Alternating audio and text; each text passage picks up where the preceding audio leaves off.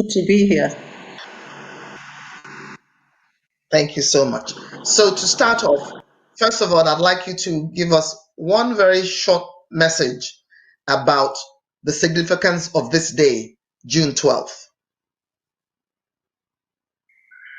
Well, it is the day that signifies the awakening of Nigerians to their desire for democracy and all the freedoms that democracy brings. So that's really it in a nutshell.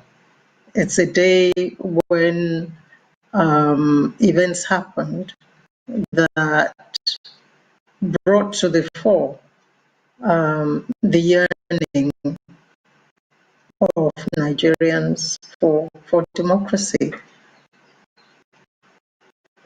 after several years of military rule. Thank you so much, ma'am. There are some people that obviously know you across the world, but there's a huge generation of Nigerians, Yoruba, members Can of you hear the me? Yoruba nation. Hello, did you hear me? Yes, ma'am. I just thanked you. I said thank you so much for that. And I was going to say that there are some people that do know you across the world because we're being watched globally at the moment. But there's a huge chunk of the younger generation probably have heard the name Awolowo or Awolowo-Dosumu and don't know you or never put a face to the name. Will be very wonderful for us to have you. Please let us know who is Dr. Ambassador Tokunbo Awolowo-Dosumu.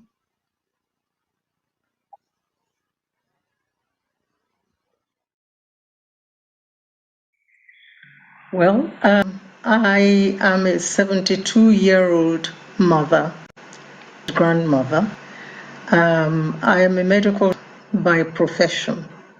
I was born 72 years years ago in Ibadan to the family of Chief Obafemi Awolowo and HID Awolowo. Actually, it was a Wednesday that I was born, and I was born night. So Papa was about to leave for Owo. Interestingly, he had a case the following day in Owo, and he preferred to travel overnight. So just as he was about to enter his car, he heard the cry of a newborn baby, and that was me. I went to school in Ibadan. I went to a kindergarten school, children home school, run by Chief Mrs. Ogunlesi at the time. And then I went to UMC Demonstration School, which was a public school. And I was fortunate to be one of the people that pioneered the free education program in the Western region. I was one of the students at the time in UMC. And from there, I went to St. Anne's School in Ibadan.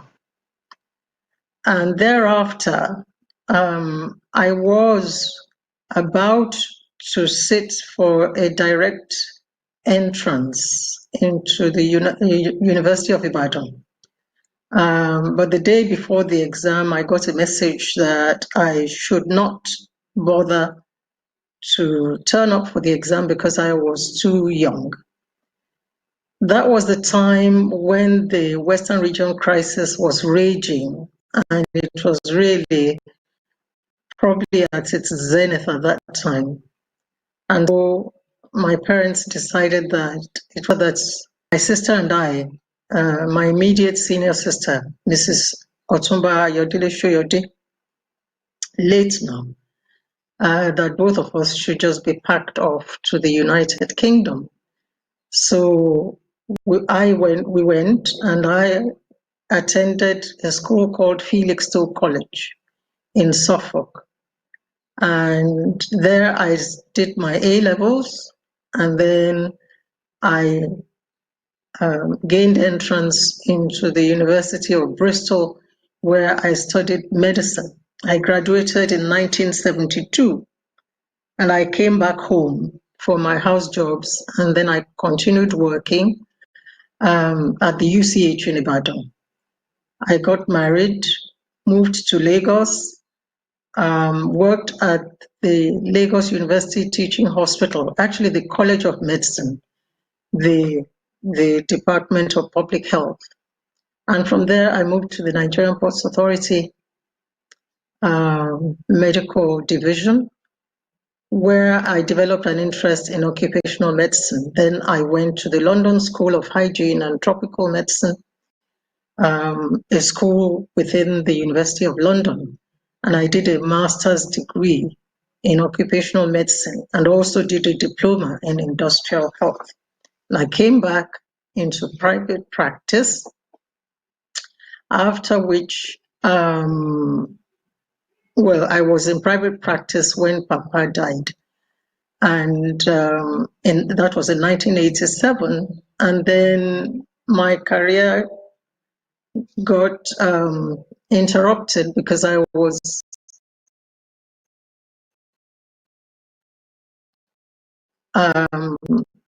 nominated into the Constituent Assembly at the time in it. And from there, I just got sucked into politics. And there into Obafemi Awolowo, set up the Awolowo Foundation. That's what I was doing. And I wanted ambassador of Nigeria to the of the after which I decided to go back to my profession. And I worked in the UK for several years. Came back a few years ago, started back with the Awolowo Foundation. And that's what I've been doing, apart from helping to steer the Nigerian Tribune, the African newspapers of Nigeria. So that's who I am. That's what I do. I'm a very quiet person, very introverted, I think.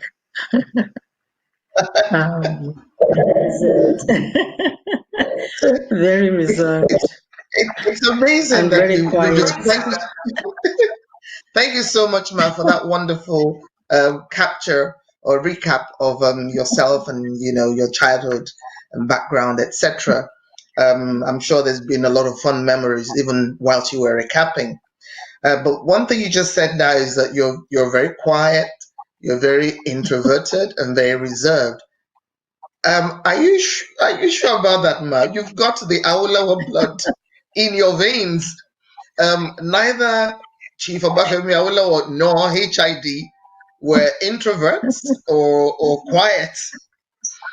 And being someone that has also had the opportunity to veer into politics yourself, maybe that kind of must have stripped you of the little quietness that you probably have been guarding all your life.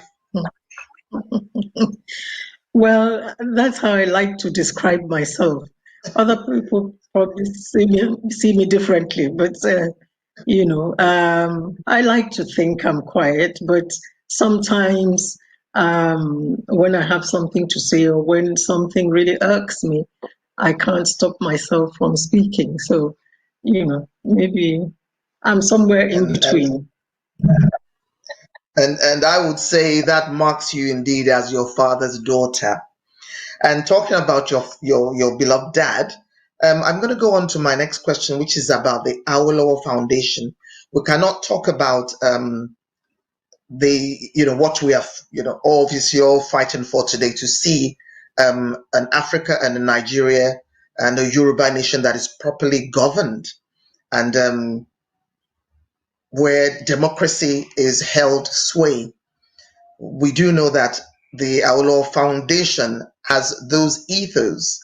Why was it set up? And what exactly is it that you do at the foundation and your role as executive director? So that's 3 questions in one, ma'am. Over to you. Okay. When Papa died, I had no intention of going into public life at all. But then, as I said, I went into the Constituent Assembly.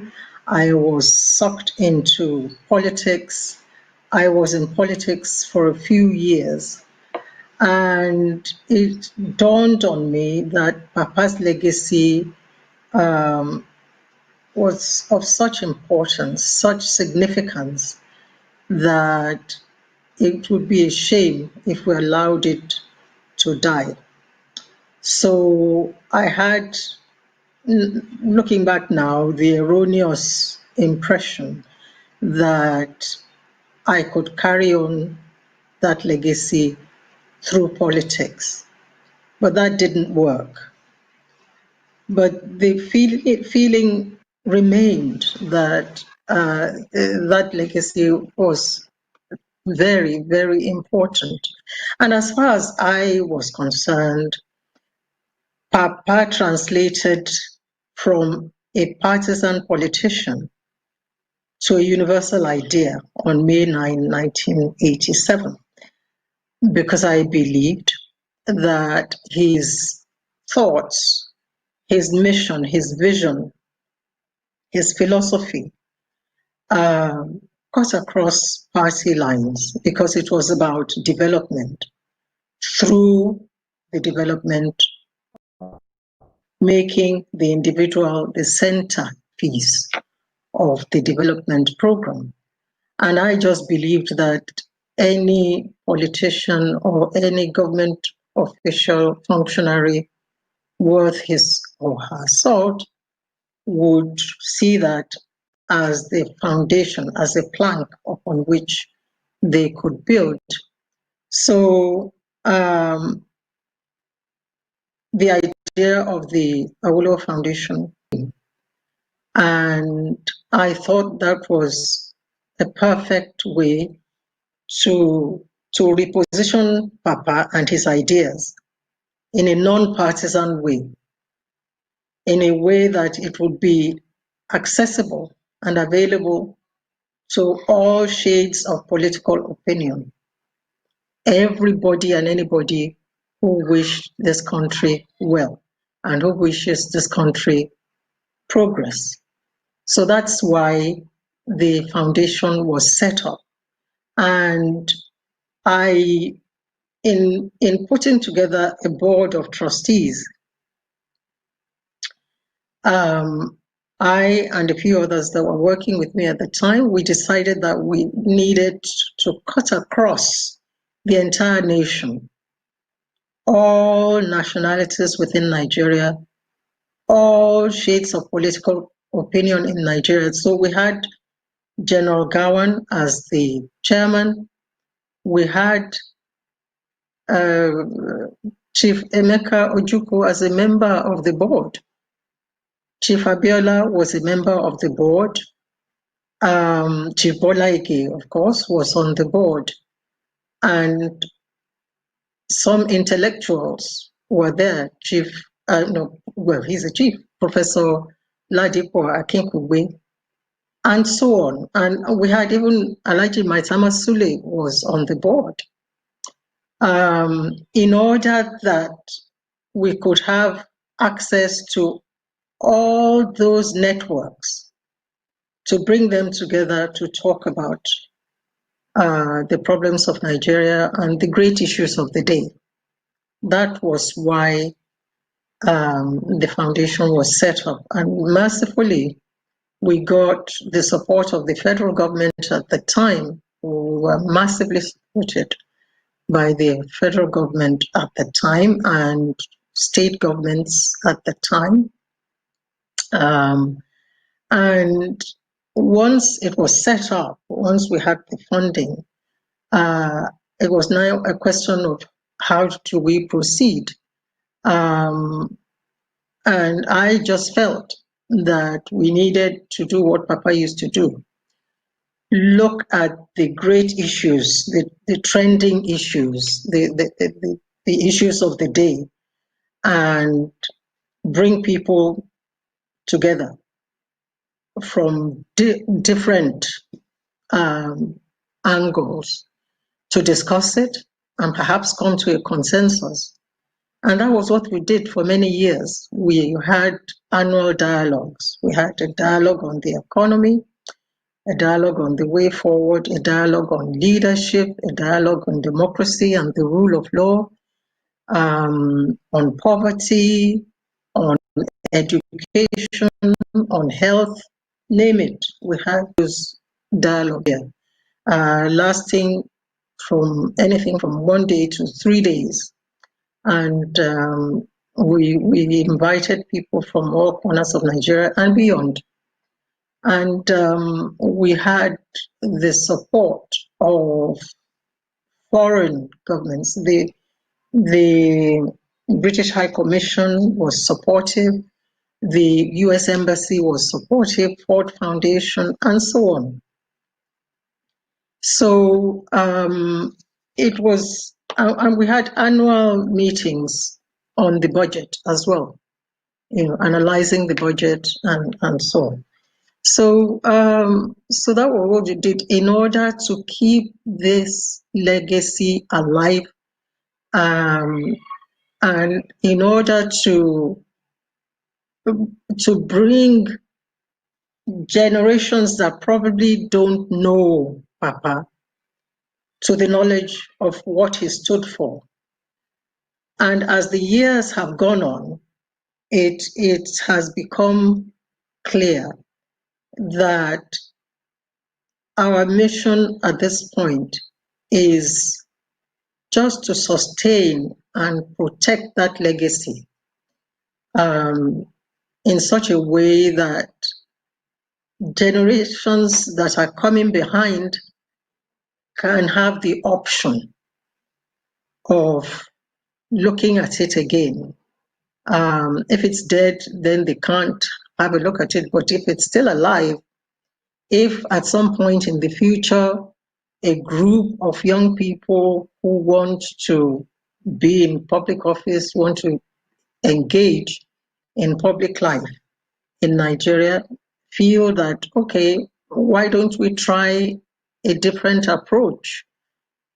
If they feel the current approach is not working well enough, why don't we try a different approach? There's somebody called Chief Obafemi Awolowo. Why don't we look at what he stood for? And if they wish, then they could make use of it. Fortunately, Papa was easy to his legacy was easy to sustain because he wrote a lot. He was an intellectual. He was a thinker. He was a philosopher. He was all of those actually first before being a politician, in my view. Politics for him, in my humble opinion, was but an avenue, an avenue by which to actualize his thoughts and his projects and programs for people.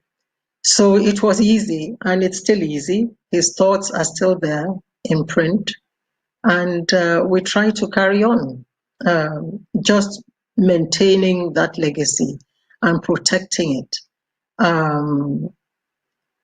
A lot of people might want to use it for partisan political ends, which is fine if it works for them.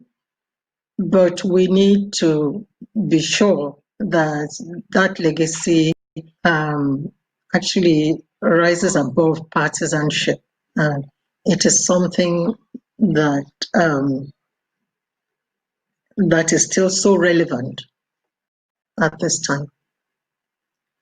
And as for myself, as an executive director, well, I remain the executive director. I pilot the affairs. We don't have a bureaucracy in the foundation. I never roots because I knew that funding a bureaucracy would very quickly become a problem. And so we worked on an ad hoc. Whenever we had a committee that worked on it, and once their work is done, that's it. And we've been very fortunate because although Papa was not stupendously wealthy, what he had was actually greater than material wealth, and that is the goodwill. And so people we've invited to work with us on programs and projects have done so practically for free. In fact, actually for free many times. And the rest of the time, maybe just a stipend for their transportation and their living. In fact, we've gotten away with so much for so little. So it's been quite easy to do it. Thank you very much indeed for taking us down memory lane from the time that you and the other members decided to set up the foundation. Thank you for explaining to us what the foundation really means. There's something that you said that I picked up. You said that your beloved dad, Chief Obafemi Awolowo, as we all know him, translated from this earth into a global idea. And immediately another person that has actually done that. In fact, I would say that he's probably in very great company, because we'll be thinking of people like Madiba, Nelson Mandela, who also he was about fighting for his people, and he also did the same thing and translated. Somebody like Mahatma Gandhi, the list goes on of people like that. Mother Teresa, people that actually took it upon themselves to ensure the betterment of their people, of their nations, and the world at large. Having said that, would you say then that all the ideologies that was inherited from the great sage, Chief Obafemi Awolowo, now focusing on Nigeria and especially the Yoruba nation? Because you also let us know that you had quite a number of leaders, within Nigeria itself, from the various states and regions that came to support. My question is, did the government of the day, obviously there have been different governments since you've been running the foundation, have any of them at all taken on board the great ideas and suggestions and advices that yourself and the entire group have come up with? Is there any one particular time that there was something you said, look, this is what we have come up from the foundation, or this is what we have observed? I would love you to have a look at it and hopefully implement it for the betterment of us as a nation. Has there been any time that something like that has happened? Because it's very important for us to know. It may have happened, but I am not aware. I'm not aware that anything that emanated from the Awolowo Foundation has been embraced in government. I'm not aware. That is not to say that it hasn't been done, quietly behind the scenes. It's possible, but I'm not aware. Thank you, ma'am. Now you have been drawn into the forays of politics.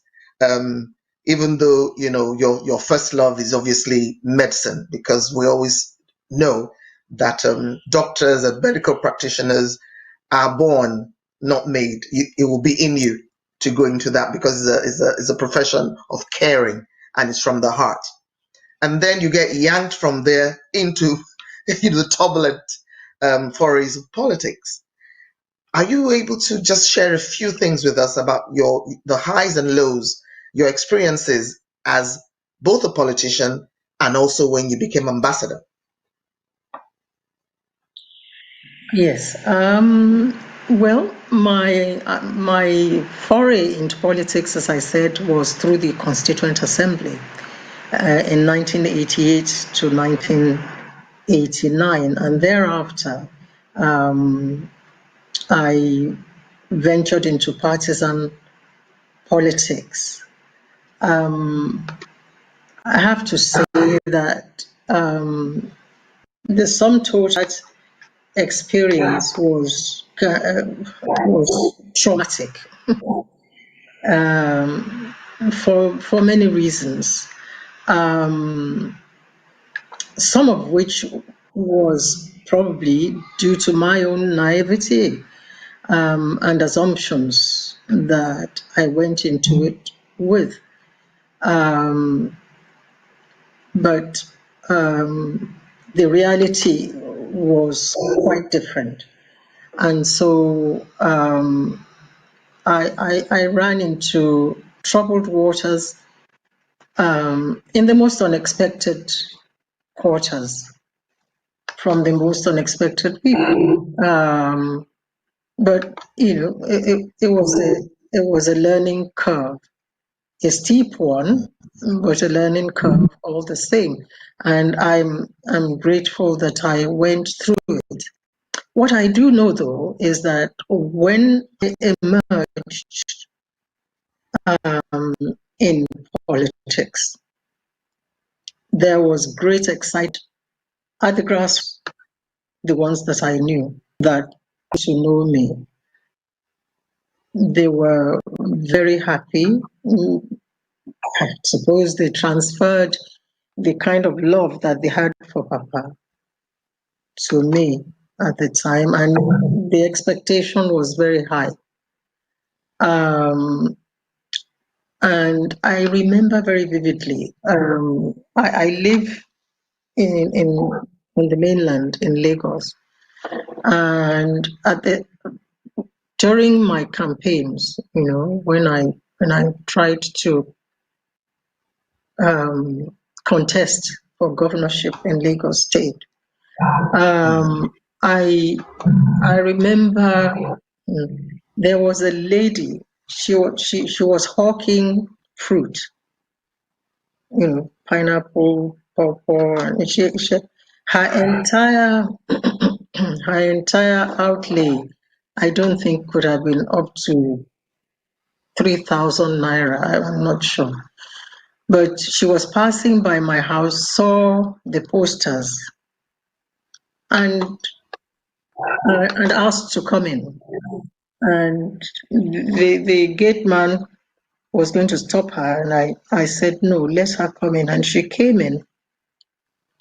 She put down her tray, and she emptied it for me. She was weeping. She was crying.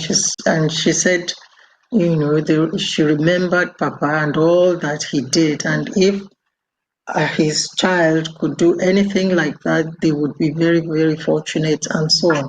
That I will never forget. I tried to give her money, and she refused. She refused till the end, and she left. The other experience I had was there was, I can't remember, there was some crisis. There were burning tires on Ikorodu Road, and I couldn't get back home. And I made a detour through Bariga and Shomolu, Igbobi, that kind. And the whole place, there was no movement. So I decided to get down from the car and walk, make my way home. And as I got down, one of the young men just noticed and said, "Ah, Omo Baba, this is Papa's child." And I said, "Where are you going?" I said, "I'm going home." And he said, I'll lead you, I'll pilot you home." And as we went, they got, more and more of them joined. And by the time I got home, it was a huge crowd. The neighborhoods passed because they were all carrying leaves and all sorts of things. And all the neighborhoods, the people were peeping out of their windows and doors and wondering what was going on. And they saw me right to my house. And when I got home, I wanted to give them something to say thank you. They said, "No way." And they just went off happily, and went off happily. So that those kind of experiences gave me great joy that Papa left such an impression, such an impression. On one occasion, this is the final one. There are so many of them. I'll put them in my book. There was one occasion we made a detour through Diaraba, Mushin, and stuff. And I was in the Awolowo Foundation vehicle with the logo on the sides. And there were narrow roads, of course, and there was a table tennis. There were two young boys were playing table tennis beside the road, and one of them looked behind him and said to the other, "Moto Babani."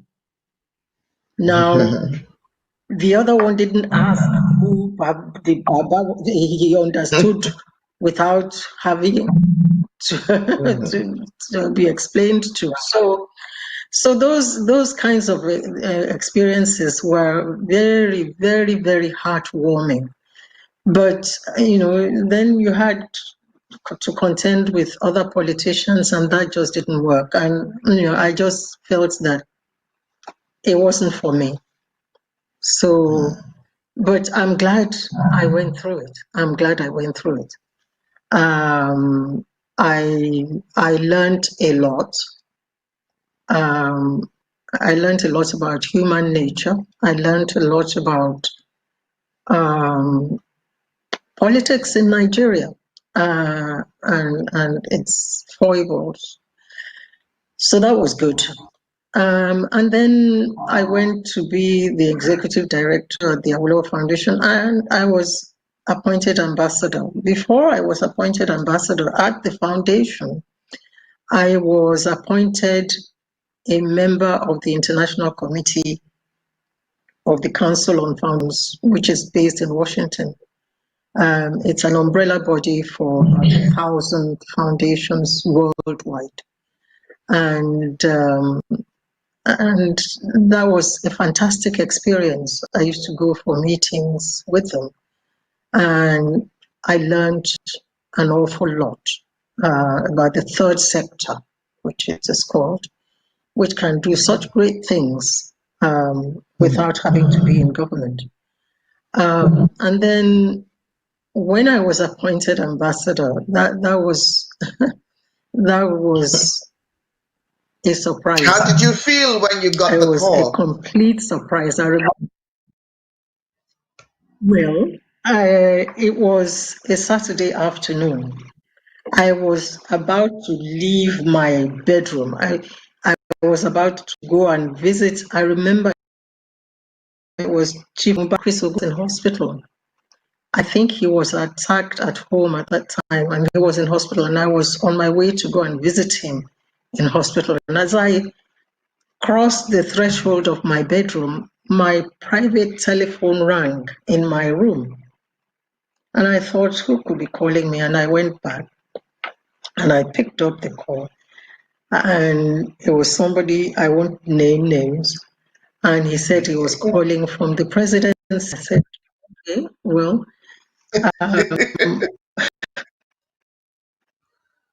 What can I do for you?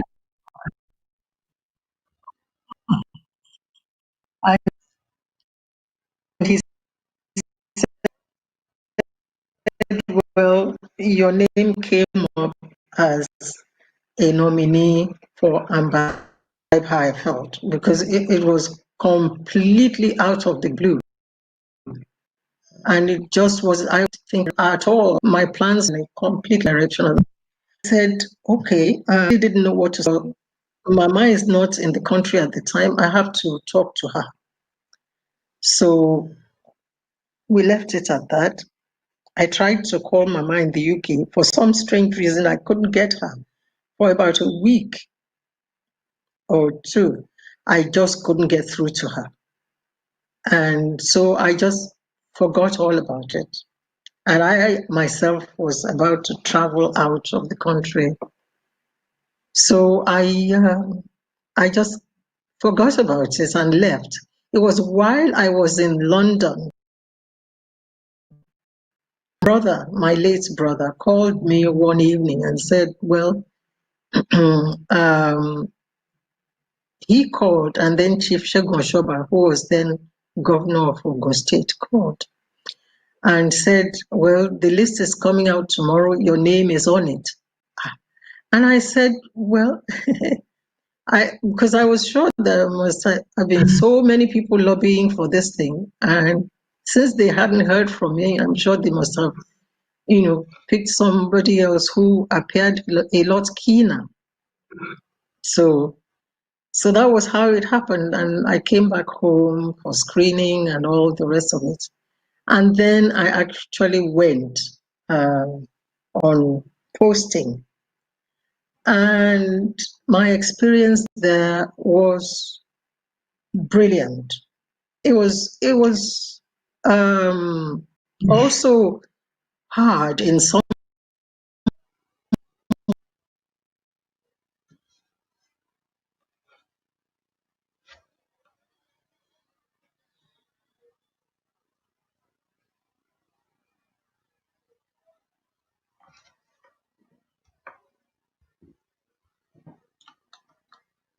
Ladies and gentlemen, I think because it's raining nights here in the UK, so we're trying to sort out some challenges there. There's nothing one can do about the weather.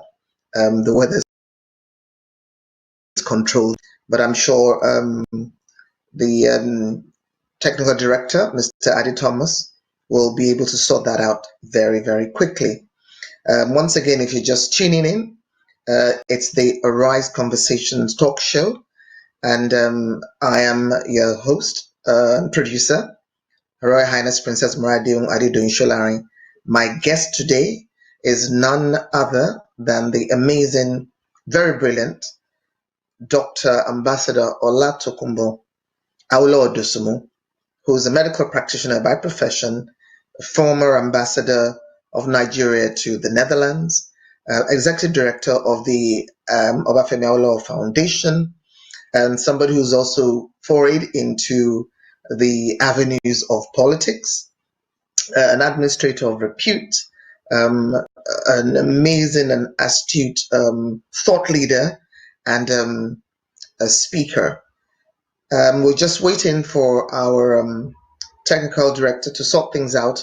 In the interim, we'll go on a short break and we'll be back very, very soon. Don't please stay tuned. It's Odua Legends on Heritage Multimedia Television, beaming live and direct to you from the United Kingdom. See you very soon. Don't go away. Every night in my dreams, I see you.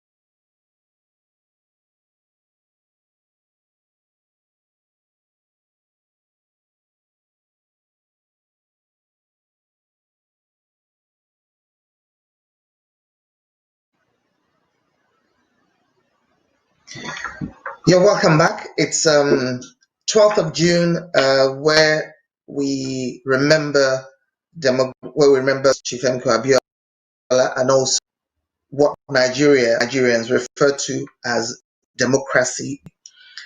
It's still the Odua Legends, where we bring you personalities from across the Odua region, which is the Yoruba nation of Nigeria, as the western part of Nigeria.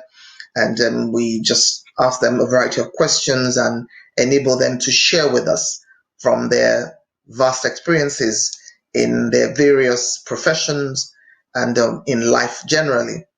Um, Today we have as our special guest Dr. Tokunbo Awolowo-Dosumu, the last daughter of the late sage Chief Obafemi Awolowo, that widely across Nigeria is usually and popularly referred to as Papa Awu or Papa Awolowo. Dr. Tokunbo Awolowo-Dosumu is the executive director of the Obafemi Awolowo Foundation presently, that she runs and oversees its day-to-day running.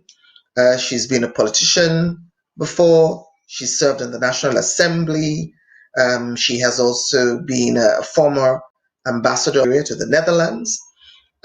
Most importantly, she's a medical practitioner, a medical doctor, and that is obviously her first love.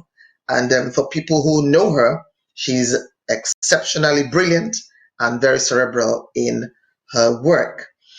Talking about Chief Obafemi Awolowo, we can't but not remember uh, some of his legacies, one of them being the setting up and launching of the great WNTV, first in Africa. That's the first television station ever in Africa and number 5 in the world. A lot of people don't know that. So the first in the world to have television was America. The second was Great Britain, as it was called then. The third was Germany, Western Germany. The fourth was Australia. And guess who was the fifth? Not Nigeria, Western Nigeria.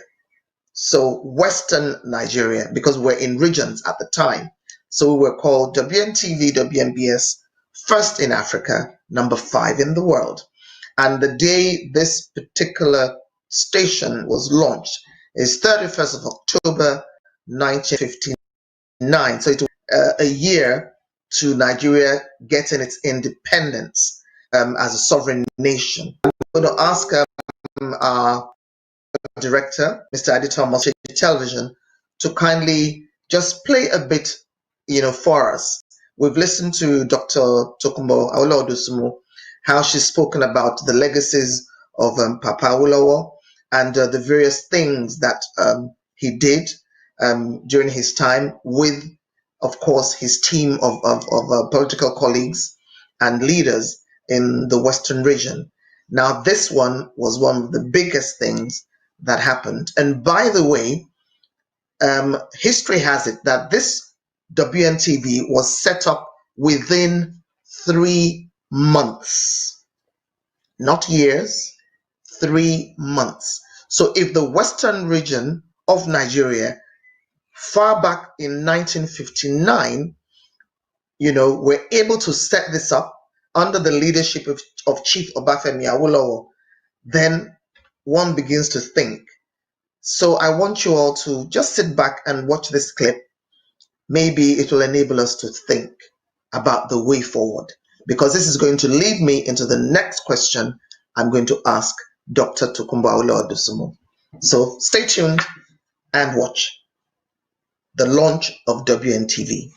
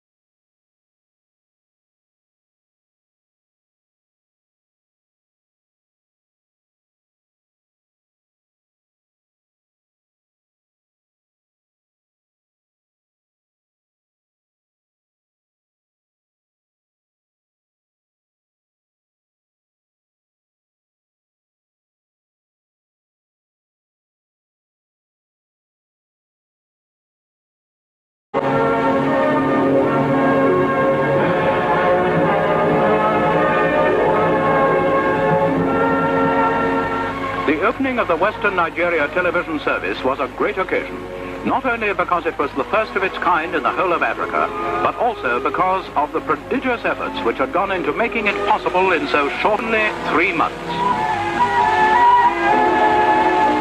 It was a proud moment for Mr. Ikoli and the other directors of Western. Chief Anahoro opened the proceedings. Your Excellencies, ladies and gentlemen, on behalf of the government of Western Nigeria, I welcome all of you to the official opening of the television service in this region. Today is a great day in the history of this region, and I think also in the history of the development of television and broadcasting services on this continent. And I'd like to thank you all very much for coming here this evening to join us in this official opening. I call on His Excellency the Governor General, Sir James Robertson, to say the opening remarks.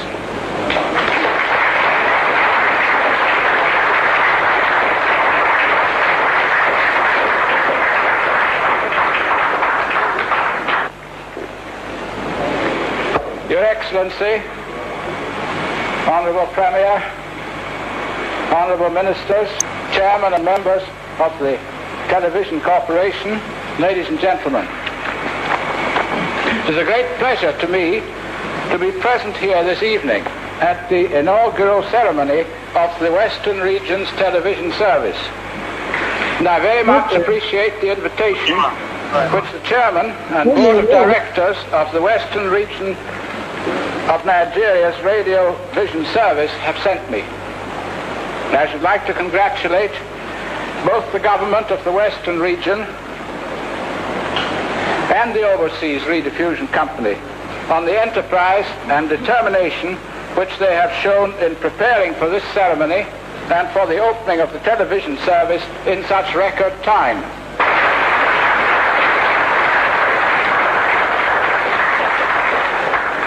Chief Awolowo spoke next.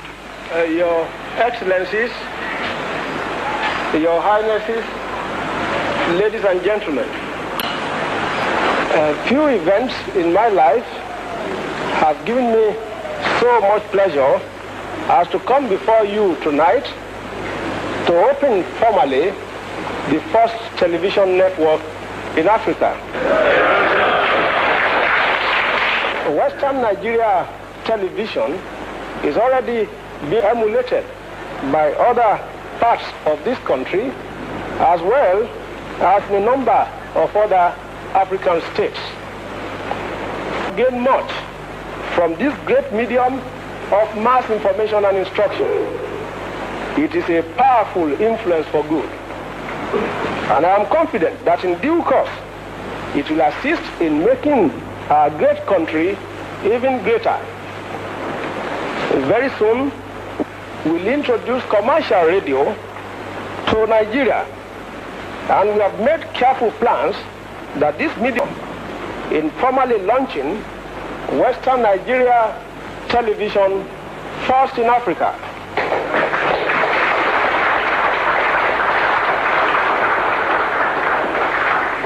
I ask you all to rejoice with my colleagues and me on this memorable occasion. After the ceremonies in Western Hall, the guests went to television.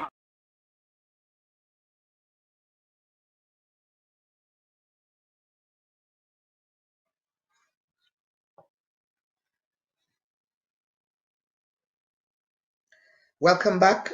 It's still Odua Legends on Arise Conversations, brought to you live and direct by Heritage Multimedia Television. We just finished watching a video clip of the launching of the WNTV WNBS, that's the first station ever in the whole of Africa and number 5 in the world. And that was under, so giving us, especially the younger generation, because as you know, she's 72 years young. That's what I said. She's 72 years young. So she obviously has some experience. And as I said in my promo, she has earned her place as an elder stateswoman. We had a little glitch in technology because of the rains at both ends, but we're glad to bring her back. Thank you so much for bringing us back, ma'am. And Thank you. thank you, ma'am. I'm wondering whether you did catch the clip that we had played, and I did. how did that make you feel watching that? Wonderful memories. Wonderful, wonderful memories. Absolutely. Okay. Mhm. It's so Good. sad when we now think, of how or where we're at now.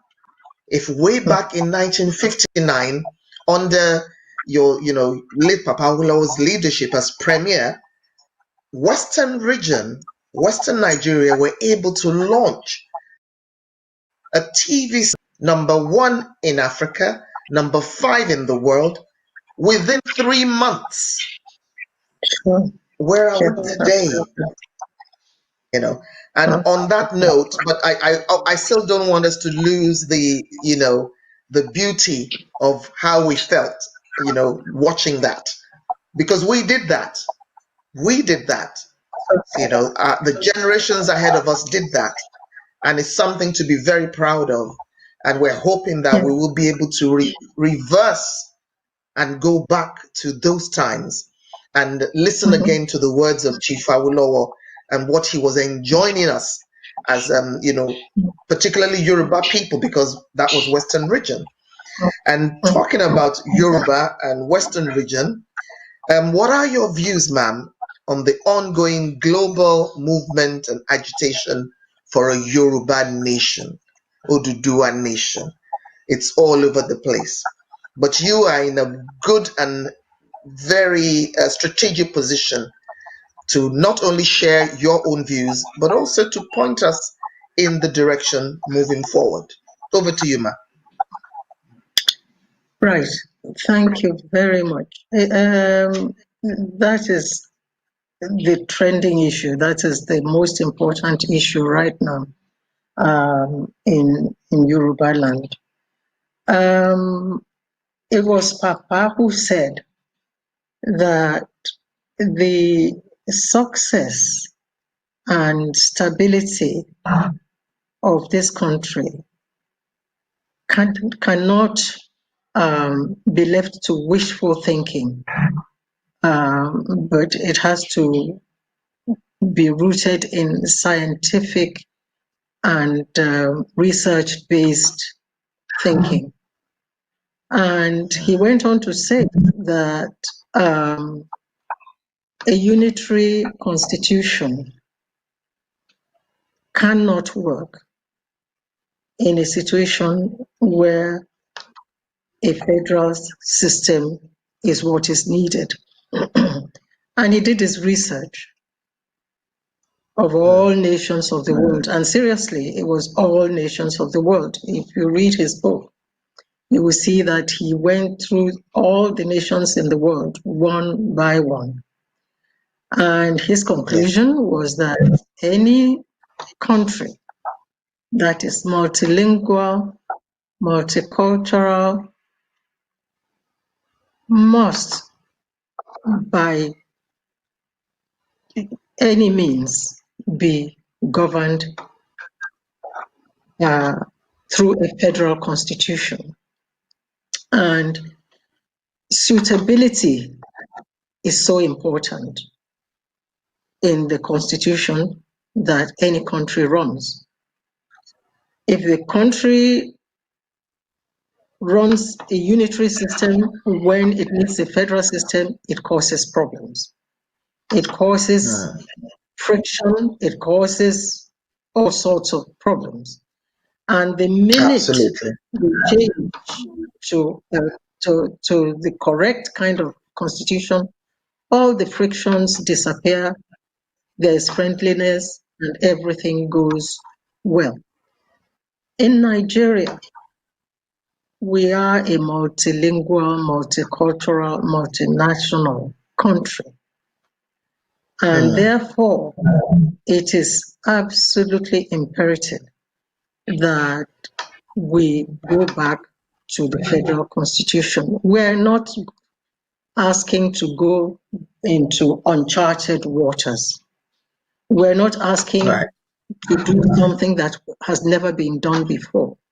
We're actually asking to go back to an era that worked very well for everybody. It was an era where the regions had autonomy, substantial autonomy. They had their own constitution, they had their own flags, and they had substantial control over their own resources. And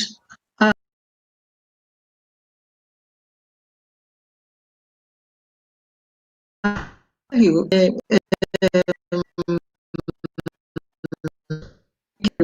power generation as it was in the beginning. At that time, it was only ECN, the Electricity Corporation of Nigeria. A lot of young people won't recognize that name, ECN. NEPA. It was only ECN that was authorized and licensed to generate power. But it wasn't working for the regions. So they collaborated. This is another very important point. They collaborated and made sure that the constitution was amended such that every region would have the power to generate, would have the authority to generate power. That worked. And in the Western region, rather than start afresh, what they did was to give a loan of, I think, 1.3 million pounds to ECN to do the job for them, interest-free for some years. And that worked very well. The other one was the commodity marketing boards were all under the authority of the federal government. Then the Action Group and the NCNC collaborated and made sure that those commodity boards were returned to the regions where they belonged. Yes, and what happened was that immediately a sum of 34 million pounds, which was no mean amount of money, was made available to the Western region. And between 1953 to 54, the revenue in the Western was in the region of about 5 million pounds or 6 million pounds. When this happened, the following year, they got in excess of 13 million pounds. Those were the sources from which free education and all the other things were able to do. So the resources that made it possible for the Western region to do all those things that they needed to do. So when you devolve power, you allow people to do what they need to do for themselves, and you give them control over their resources, then things go well. And at that time, once each region introduced something that was of benefit to their people, the other regions followed suit. It just happened that So there was like a healthy competition. Healthy competition. And the beneficiaries of all of that were the ordinary folk. The people. The people for whom government is in place in the first place. The government is there to serve the people anyway. So, yes. As far as I'm concerned, we need to revamp the constitution and return to a federal constitution. And I think what is needed there is dialogue, collaboration. It's been done before. I've given you 2 examples now from the 50s. And I believe that there are very, very important, influential people in each zone that is invested in this idea. And if the majority is wants this to happen, then it will happen. In the 2014 conference, the recommendations were more or less what I'm talking about. That the federal constitution and with provisos for states that might struggle, that don't have resources. And by the way, there is no state in this country that doesn't have resources. Absolutely none. There's a list that's been going around of all the minerals and all the resources that can be found in every single state in this country. And so Wow. what we need is the will and the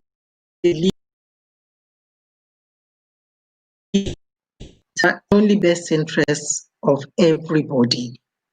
Because we started off with, just complaining. And by the way, the Yoruba people are very, very, very particular about justice. It is what they live and breathe. They can't stand injustice to anybody. In fact, I'm full of all these stories. If you give me the time, there was a We time I have was going in Lagos. today is dedicated. We have the time. I was driving on Lagos Island, one of those tiny roads in Lagos Island, Nakose and all those areas. And I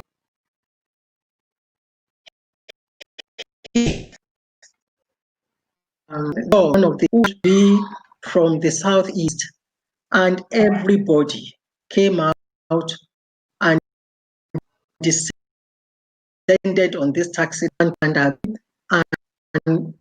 made sure that he paid this trader something to. Very much for taking us through that. But I was also asking the question because a lot of people that are watching us now are asking, are you saying that we should just stay within this federal government of Nigeria, even though it doesn't seem to be working, rather than all or republic, as it were? Yes. Well, I'm a realist. That is the only option that I can see at the moment. Stay within and revamp the constitution, because wanting to leave unilaterally sounds very much like secession to me. And I am not sure that violence is going to solve this. We've been down that road before. I don't think we will just get up today and say, okay, the Yoruba nation is leaving Nigeria, and everybody will say, okay, bye-bye, safe journey. I think it's going to involve a lot of bloodshed. And are we ready for that? That is my question. That's why I am a realist. I don't believe in fighting a battle or a war that you are not sure what the outcome is going to be. It's possible that there are things that I don't know, but from where I'm sitting, declaring war on the Nigerian nation at this point, which is what it would be tantamount to declaring. I mean, it's lovely. It sounds so liberating that okay, the Yoruba nation will stand on its own, etc. But what is the process by which that is going to happen? That is not going to involve bloodshed. And from my knowledge of Yoruba people, we are a very cautious, very calculating people. And if the Yoruba stand up and declare such a thing, I would like to think that it is because they have mapped out the process and have seen victory ahead. So other than that, I don't think it is impossible. I mean, I was reading something yesterday by somebody, I forget his name. He's the chairman of a group called the Dialogue Group in Kaduna. He's from Kaduna, and he was saying that Nigeria can't should remain break up. together. Exactly. And Yes. you hear sound bites like that. The Colonel Umar wrote a letter the other day and cautioned about lopsided appointments, etc. So sound bites are coming. If it is a situation where we all sit down around the table, all Nigerians, and say, actually, this marriage is And not agree. working, and agree to part amicably, then that's fine. Then that is what we all want. But I would not want to be part of anything that leads people into tragedy. So that's my view. Thank you, ma'am. Thank you so much for sharing your views with us and your thoughts on that. But from also hearing and what is trending, the people that are really agitating for the Odua Republic are the younger generation. Whether we like it or not, they are the majority of the population. And as far as they're concerned, a lot of them, since they were born, they haven't seen anything that is worth their wanting to see within this entity called Nigeria. That's one. Two, we know that even the Igbos have also been agitating for their Biafra Republic for a long while. Now, most recently, we've also been hearing from the north, the northerners who also want their Arewa Republic. So, as you rightfully said, maybe there's some things that is going on behind closed doors, or that we haven't really seen play yet. But the agitation is very real, and as you said, Yorubas would not stand up to say they want to do something. They first win the battle in their mind, and then their very short war is done to won. When it happened, what I would want you to now shed a little bit of light. Would you say it's because there's a difference between the older and younger generation of Nigerians and politicians? Yes, and the older politicians were able to identify the problems of their day. It was freedom from poverty, freedom from ignorance, freedom from colonial rule, all those freedoms. Now, this generation, they also are at liberty. Of course, they should identify what the challenges of their own generation are. And it is up to them to determine, to decide how they're going to tackle those problems. If the majority want a separation, of course, I will go with it, if that is what they want. And if Nigerians, if the whole country has decided that, yeah, this is what is best for us, because let's face it, we started with complaining, we started murmuring, it graduated to complaints. Now it has become violent. And what is the next? So it is better for leaders of thought to actually address this situation, address the problem in a very serious way. We need a strategic alliance. We need a strategic Absolutely. alliance or of leaders of thought, traditional rulers, politicians, intellectuals, faith-based leaders, everybody, even the moneyed classes, they all need to come together and decide what is in the best interest of all of us. And if we come to the conclusion that actually it's best for everybody for us to part ways, of course, of course. Would you not agree, Ma, that for a way forward, would it not be, first of all, more just and fair if we say we are in a democratic run type of government, just as we go to the polls to elect who we want as our leaders?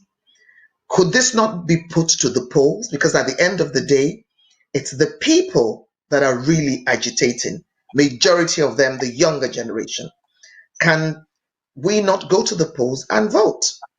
Do you want to stay? Yeah. Do you want to leave? Yes, that would be the best thing. That's what is called a referendum. However, that's the best way. It is actually the best way. But before we do that, the electoral process has been so heavily compromised in Nigeria. So we need to make sure that the message, you see, in the past, we keep talking about the past. It's not that we want to go back to the past. It is just that it worked so well for them. There was such synergy between the leaders and the led.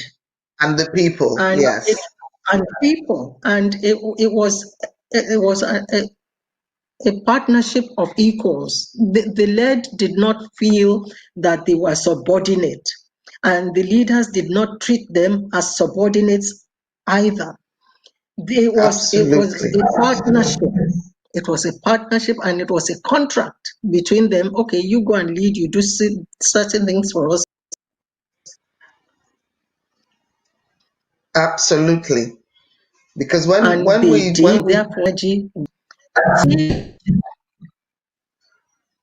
yes, ma'am. I was saying that when you're very correct, ma'am, because when we think back to those days when, your father was in politics, I remember vividly, as a child, people would come into your home, come into our home. They didn't need to homes. There was nobody policing them. They were carrying guns. They had to obviously take their turn and and wait till it's their turn to be seen. But just like right these days, the leaders are so far away from the led. Hence the discord, hence the agitation, hence the lack of trust. And for the younger generation, they are probably not as patient as my generation or your generation. They're not that patient because they have a global network. They are in touch with their peers from across the world through things. The more able to talk about issues concern in various places. And I think for a fact that when they have these conversations and they find out what is going on at your end is as bad as what's going on at our end, forget the fact that we're the Western world and we're supposed to be more civilized. It seems the younger generation are those generations that have kind of been boxed into a corner, and they are so angry.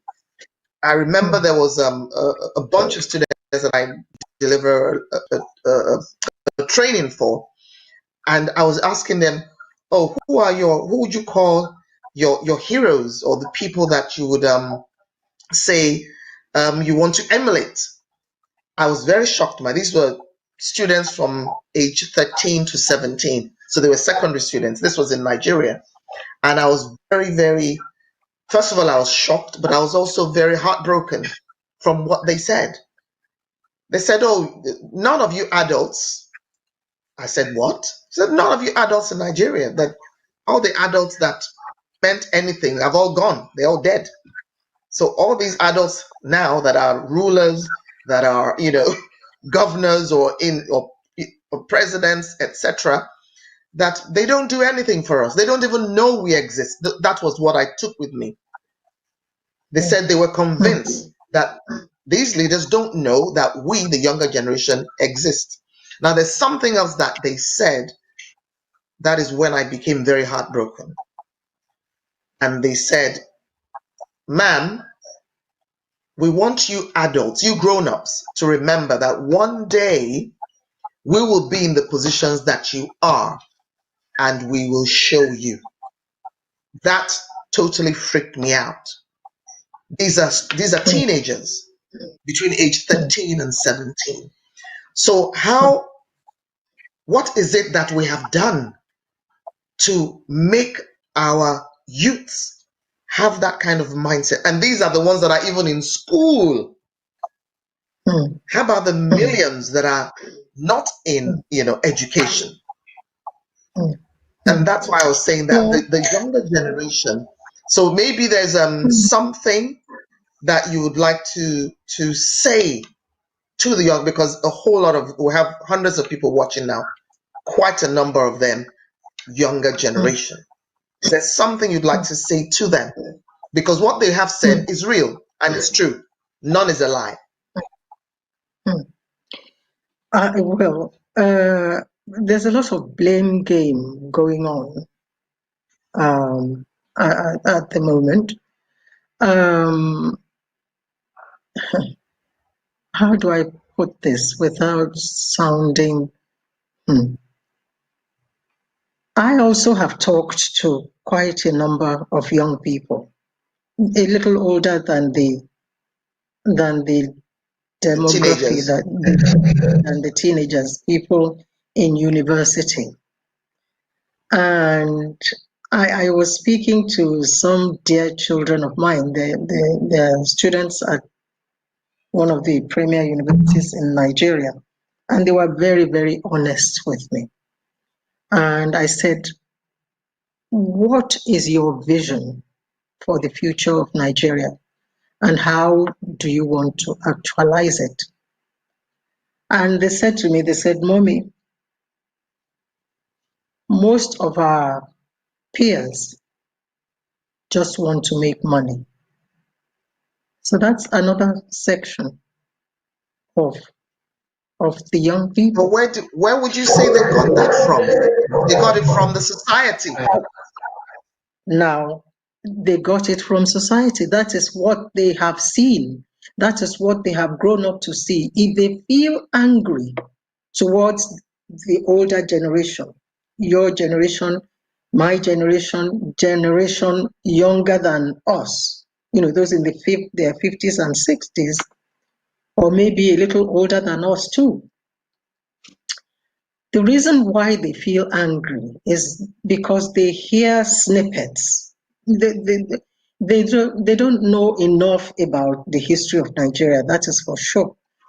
But they hear snippets of the benefits that our generation enjoyed.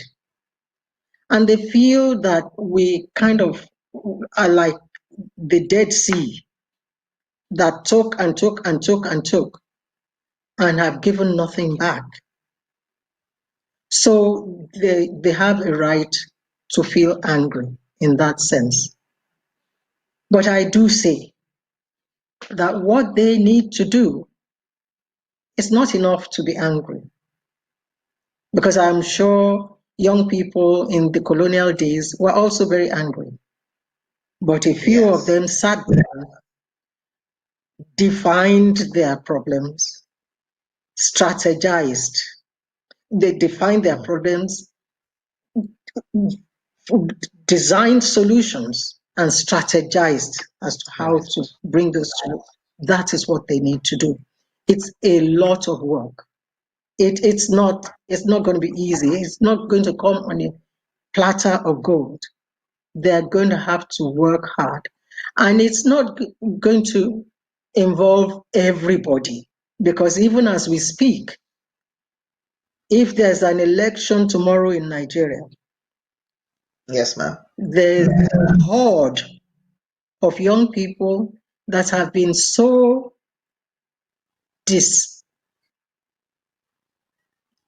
they have no power. They have been so disempowered. Right. They have no, they have no, very little knowledge. They are unable, little education, because education is not just the 3 hours. Education is to help you to think widely, deeply, out of the box, and to think intelligently. These people are unable to do that. If there's an election tomorrow, you will see them line up to take 2,000 naira and vote. There are so many of them like that. Only a few that are educated and are able to think. There are a few of them. But what I say is that you don't need a multitude. You need a critical mass of people who can think deeply. I read once in a while some young people that have been thinking, and there are one or two come to my consciousness. I don't know them. I wish I did. Once this is over, I'll try and make contact with them. They need to find one another and think through their problems, because it's their world going forward. They need to find one another, think through their problems, strategize as to how to get out of their problems. That is what they need to do. And they need to be selfless about it. Too many times with our generation and with those immediately after, it's either money or position. They're already angling something. There's an angle to their activism. And that is not There's working. There's an agenda. That's why we don't have enough of selfless people like they were in those days. The rich just gave them money to carry on. They were not contractors. They did not look for contracts. They just were all invested in this vision that this place must progress and we must move forward. And they all gave everything that they had. Those that had talents. Am I with you? I'm listening very attentively. Yes. Those that had talents, those that are politicians, those. Chief Awolowo was not the most prominent of them all, but they looked around and saw something in him and chose him and said, you are the one that is going to lead this. He was a provincial person. He wasn't a Lagos elite. But they were also invested in moving on, that they were willing to sacrifice and to be selfless and to be selfless. And this is what they have to do. This is what they absolutely have to do. And they will have to work hard and think hard. And it's not a tea party. It's not going to be at all hard. So it's because there's a lot of obstacles on the way, and they have to be courageous. They have to have tons and tons of courage in order to do any of this. So that is really what I would like to say to them. And as I've said it so many times, they don't have to be many. Jesus had only 12 disciples. He ended up with 11. They're still shaking the world today. And don't write anybody off. It may be the person who you think is useless, that is against this thing, might get their own epiphany and end up doing more than everybody else. So they have to be open-minded. They have to be laser focused on their goal, On their goal. laser focused. And that is what they must always look at all Absolutely. the time. Refuse to be distracted. I say all And because and I also saw probably not get too emotive or emotional, no, because they have sometimes that makes us lose focus, as you've to said. lose focus. They lose focus. They must be so focused, and so determined to get to their goal.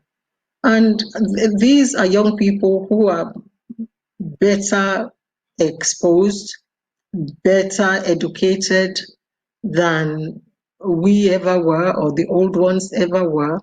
And so they have the tools, they have the networks to do what they want to do. And once they have the will and the determination, I'm sure they'll get there. Thank you so much, ma'am.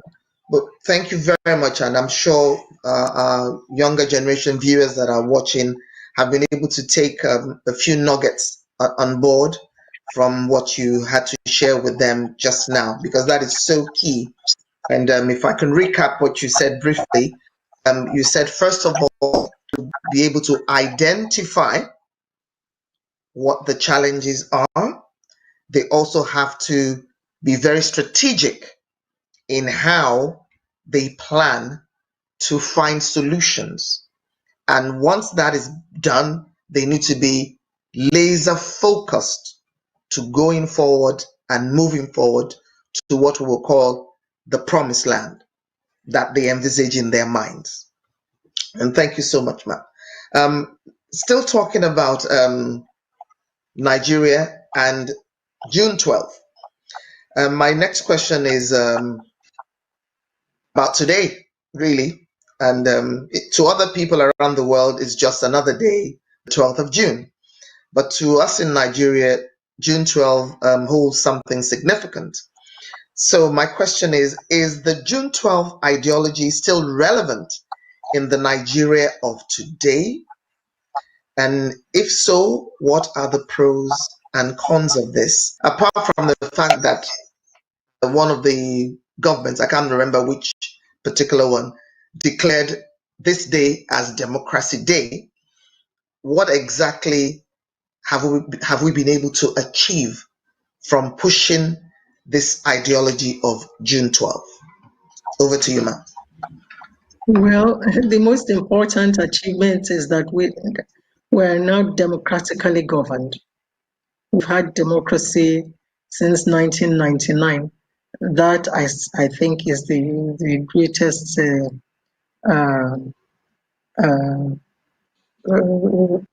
benefit from this.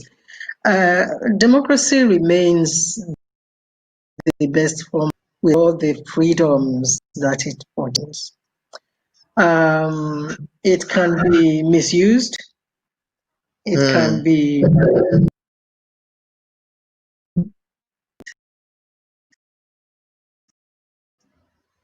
usually does in Nigeria, but we keep going. We keep working on it. But the greatest problem is leadership recruitment to drive this democracy forward. Because democracy now, unfortunately, has been so heavily monetized. That is a pity.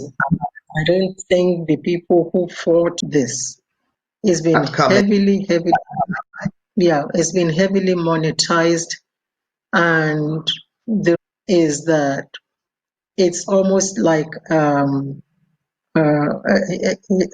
hard-headed investment program.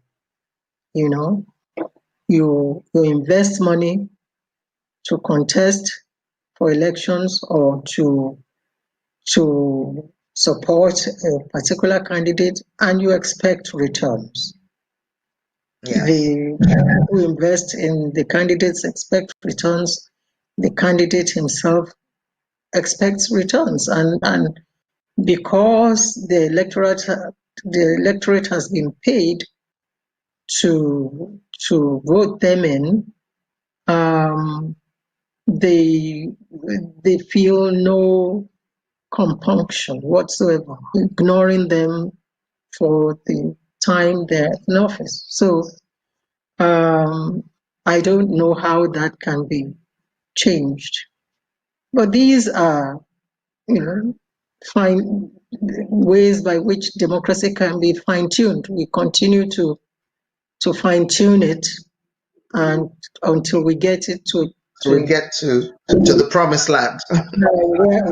where it it approximates the ideal that we want. I don't think that a lot of the time we um, we select or elect the best candidates that are available to us. But because it is all about money, I'm afraid this is what we get. But as I said, we keep going. The ethos of June 12, yes, is still alive. We still want democracy. We want to be free to elect our leaders, even if all we do is to sell our votes for now. A time will come when we will learn that it's not the best way to go, and then we will change again and do it better.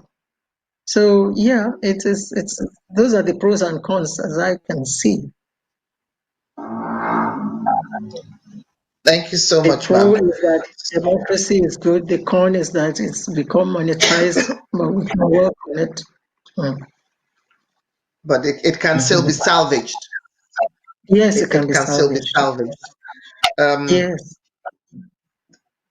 There's also a question that one of our viewers has asked, and I believe it's another person from the younger generation. And I'm just going to read. It says, it's similar to one of the questions I was thinking of asking, that, after so many years that we have been able to get from under the colonial masters, as a nation, we don't seem to be moving forward at all, especially now that we just played back that clip of the WNTV way back in 1959. That person is saying, wow, that was before they were born. They didn't even know that Nigeria did such amazing things back then. So how come in 2020, we can't even, when we're looking at which countries have television as a technology, Nigeria can't even, we're not even talking about the independently owned TV channels or radio, we're talking about the government owned ones, federal and state. And they're asking, it seems as if, just like I was also saying yesterday, we're taking one step forward and 20 steps backwards. As comical as it sounds, it is the truth. What is it that can be done for us to have sustainability? Even if you cannot maybe improve on something, don't regress. Why are we regressing? What seems to be the challenge there? The challenge is leadership. The challenge is leadership, selfless leadership. If we have leaders that are determined to take this country forward and to keep taking it forward, then it wouldn't be this difficult. That clip you showed is part of a whole CD, which Yes. in fact, I just took a bit of it out. I'll tell you the story behind that CD. It was a video, VHS video that I had.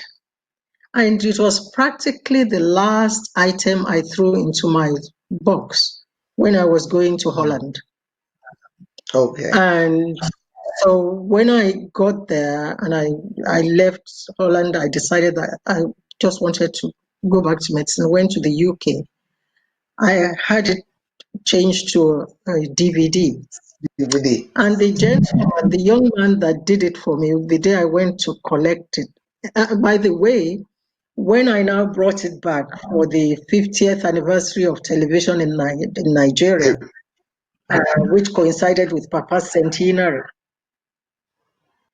some state functionaries, some functionaries of states that were there asked me for it, and I was flabbergasted that these things disappeared from the archives. That was the only one that survived, and I'm glad we put it out there on our website, and it's now gone viral. I'm so glad. The young man asked, the day I went to collect it, the young man asked me, he said, well, your country seems to have achieved so much in the past. Why are you still in? And I had no answer. I said, well, I can't answer that. Now, in 1961, South Korea had a GDP per capita of $72.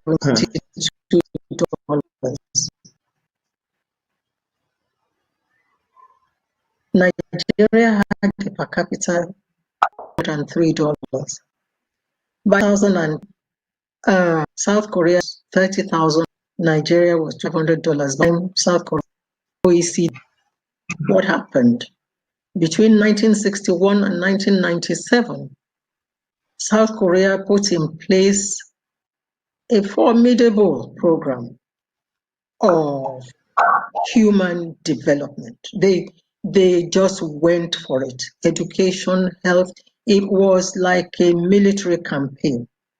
They went for it and just developed everybody, and it was multidisciplinary, multi-sectoral.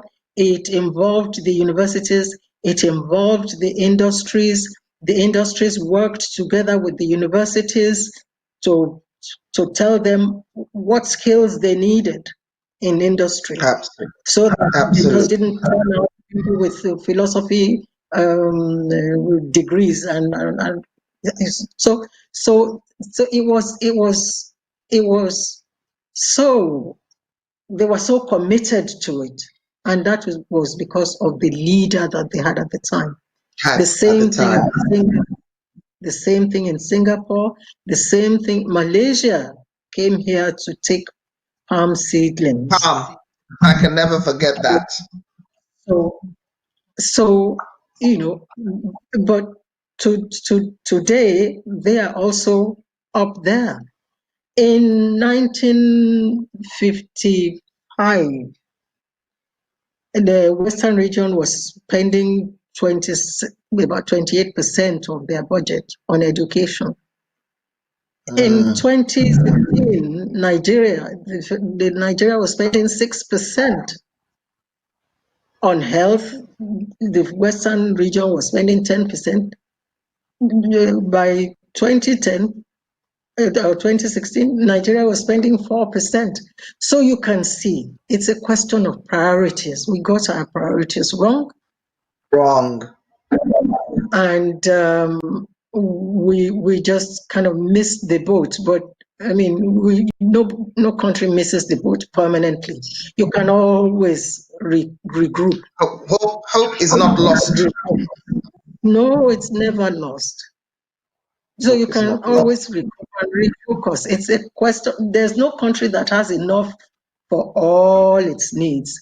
It's always a question of priority, and that is what it is.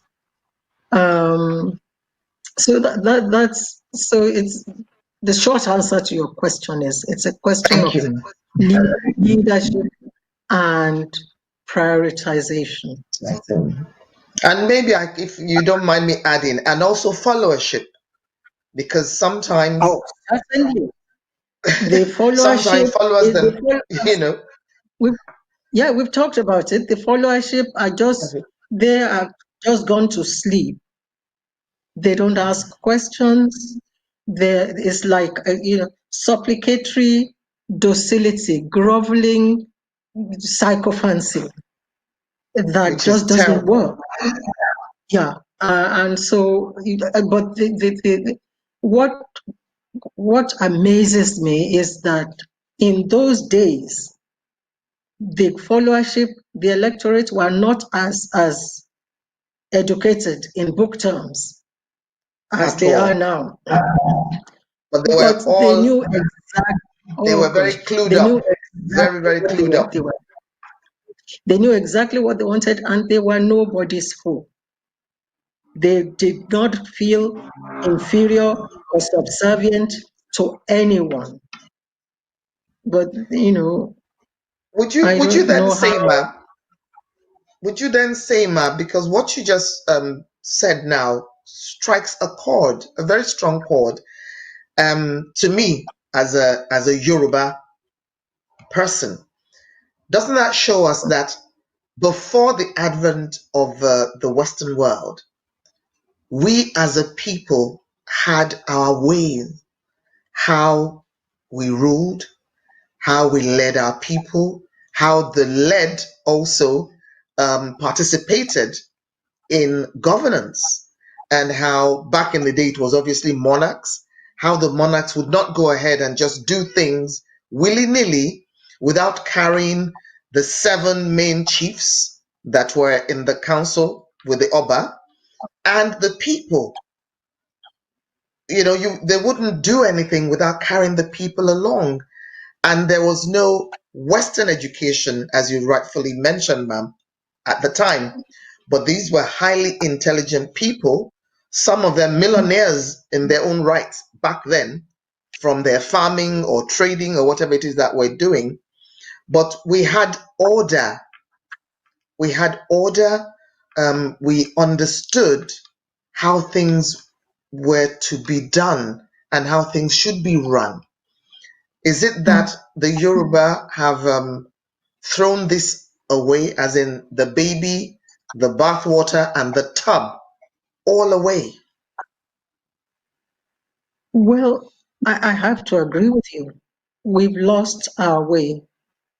We really lost our way because there's a book by a lady called Insanorte. It's about the social and political setup in Yoruba land with emphasis on Remo. And it's a very interesting book that shows actually that democracy has been at work in our traditional setting long before the colonial rule Colonizers. came in. And even when during I suppose the First Republic in the 50s in elections, there was a case of an Oba in Remo here that called his people to a town hall meeting the day before an election and said, Election. no, you must vote for a particular party. That is what I want, and etc., etc. Of course, nobody argued.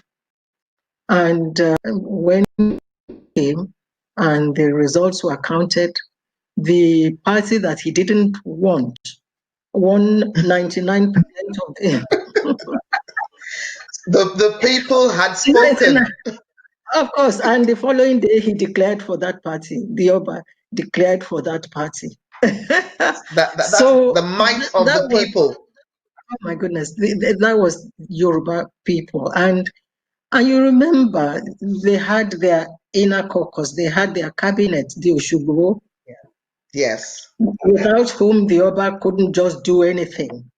And the Yes. people that were elected into the Oshugbo, they were never elected because they had money. They were No. always people one, who had high integrity. Integrity. And two, most importantly, people who the people knew that if there was a problem in town and this person had his own problem, he would put his own problem aside and solve the problem of the town first Of the people. before Yes. yes. So also reliability. Reliability and selflessness. Those were the and if anyone tried to buy their way through, they laughed at and you know, so it was never part of our culture. How we lost that is beyond me. I think we lost that recently because when I was in politics, I still had people who came to meetings in my, in my group, as they were called at that time, came to meetings, and every time they would raise their hand and say, "We are not comfortable coming to this kind of meeting because we come here, we sit on chairs, we don't know who pays for these chairs. We drink Coke, we don't know who pays for this Coca-Cola. We are used to going to belonging to parties where we pay our dues. They wanted a stake. They wanted a stake. We have a say, and we can say what we want. And I always used to say, well, this is just a political association. That was in the days before the parties were formed. The ban was lifted. Yes. So those were my explanations. But then, it then graduated from that, and people were actually paid to come to those meetings and paid to do vote. Everything. Yeah. And so I don't know how we can get out Find of it, our but way. these young people can. They can. Because they are in the majority, they can actually invade all these political parties and go in their large numbers and make their numbers count. Because politics, as they say, is a game it's of a numbers. Game of numbers. It's a game of numbers, and so they can make their numbers count. And if they're not welcome in some political parties, they can set up their own. Chief Awolowo set up his own. Thank you so much, ma'am. Now, even though we know this is about Nigeria, but we also know that Nigeria cannot be in isolation, just as we as individuals cannot be in isolation. There's another thing that's been trending across the world, especially, obviously, it started from the United States when Mr. George Floyd was sadly murdered in broad daylight. Even with that going on, we also were reading other things that were trending from Nigeria of people who were also being murdered, young girls that were being raped and killed. For us as a, what would you say should be done? Because it's especially it's all in the midst of COVID-19, so the world has COVID-19 to deal with. We're all dealing with that, and you would know more about that being a medical doctor. And then we have these other things that are also threatening to one's life. So young people can no longer go out again.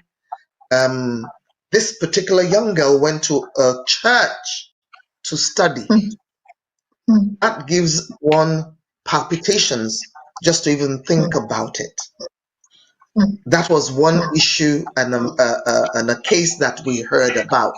How about the hundreds that we don't even get to know about? We just know that that person is missing or they find their body somewhere. Where would you say the world generally because it's not only America, it's not only about Britain or Nigeria. There are instances across the world. Where have we gone wrong as human beings? Why do we have this onslaught Yes. in the world, but most importantly, in our own home base, Nigeria?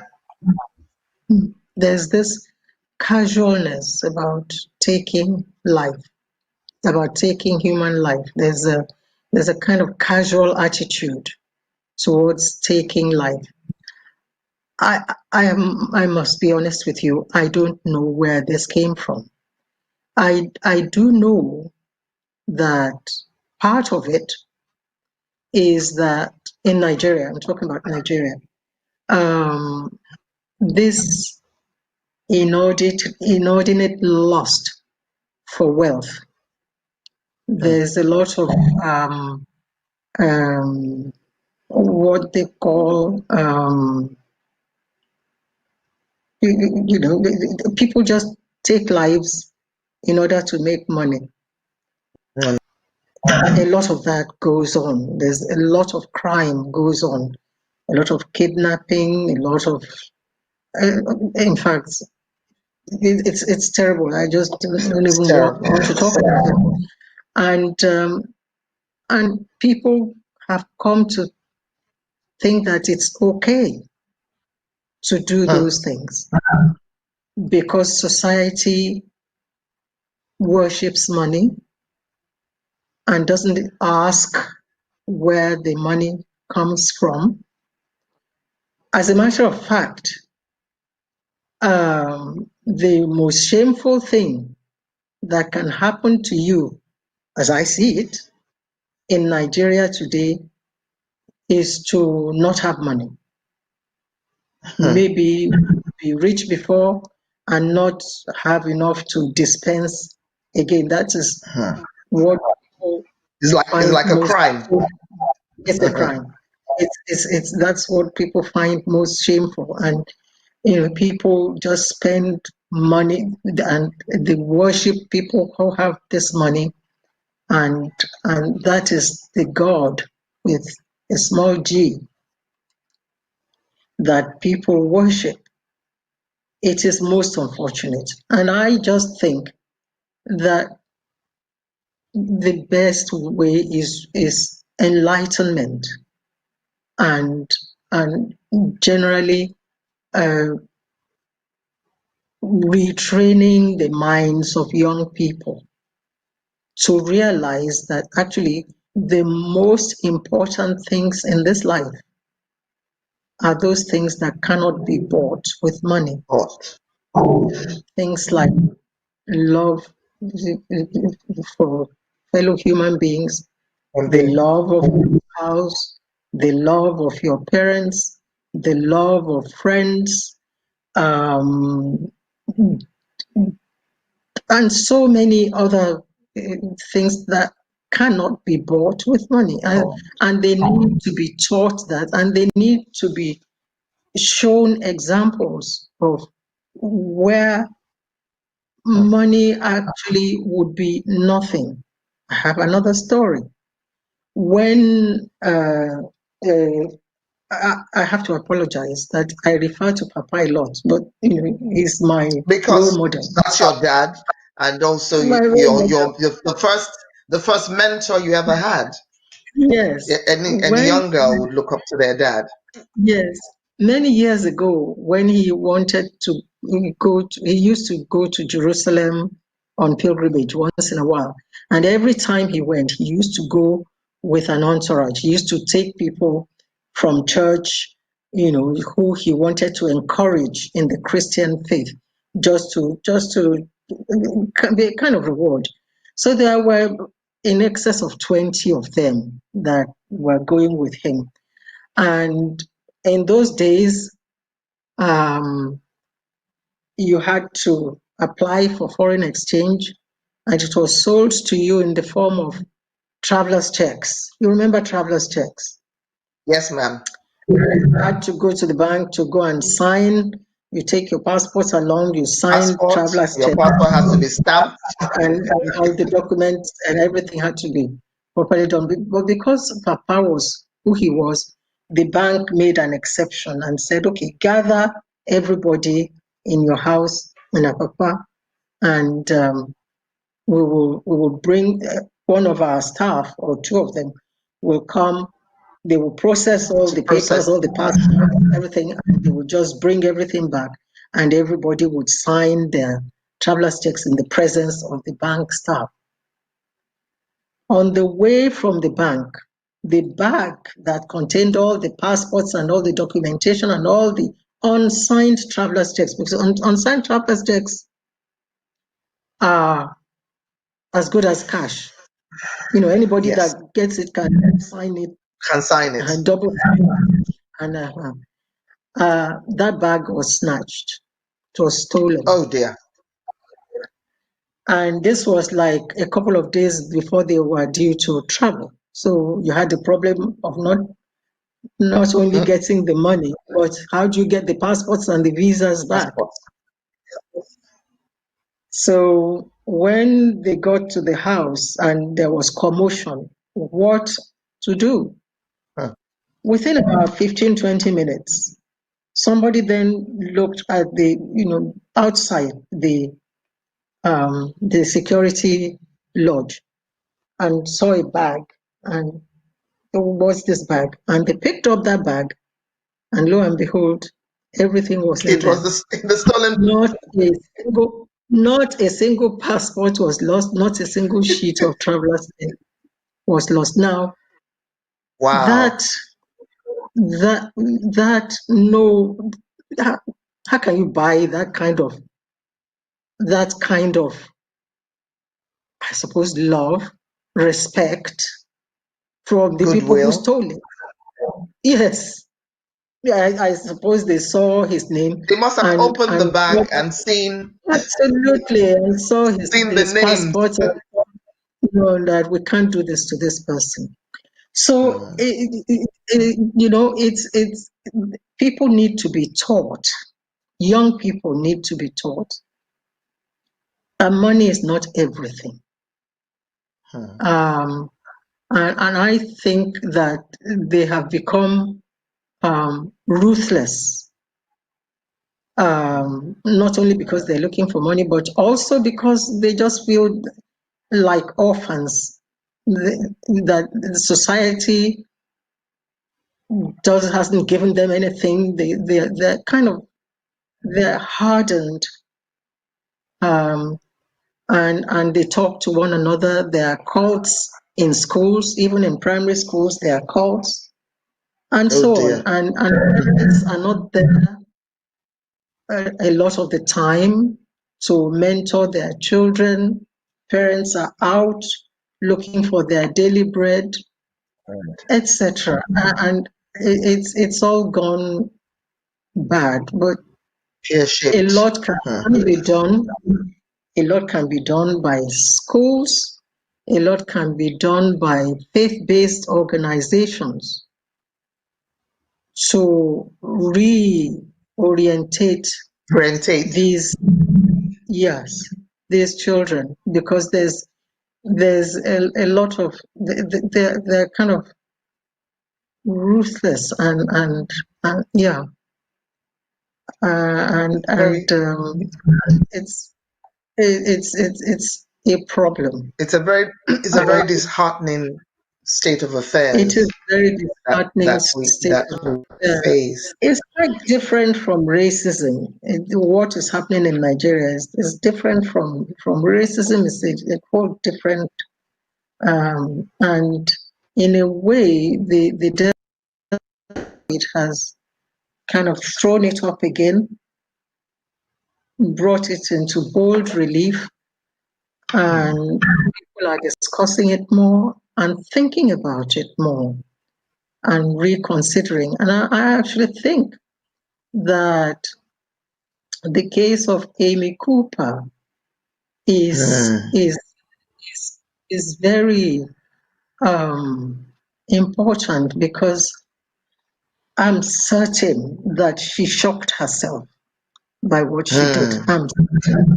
If she was told a day before or even minutes before that she would do that, I'm sure she would argue. Because I gather she's liberal, she's, she would consider herself non-racist. And the reason why I mention is that I suspect that the vast majority of people who believe that they are non-racist are probably in the same category. And maybe they are, maybe they're not, but there must be a number that would, when push comes to shove, would knee-jerk reflex, would behave how Amy Cooper did. And that again has been put into bold relief, and people will now reconsider. And I'm really gratified that a lot of the anger and outrage has been expressed in Europe and America. I'm a bit disheartened that not enough has been done in Africa, but maybe there's a reason for that. Maybe there's a reason for that, but I think a lot of reflection is going to go on in private hearts, in group discussions, and I'm hoping that it will change things for the better. Thank you so much, ma'am. We're talking about what has happened thus far and the kind of crimes that are also committed against young people, particularly young girls, females.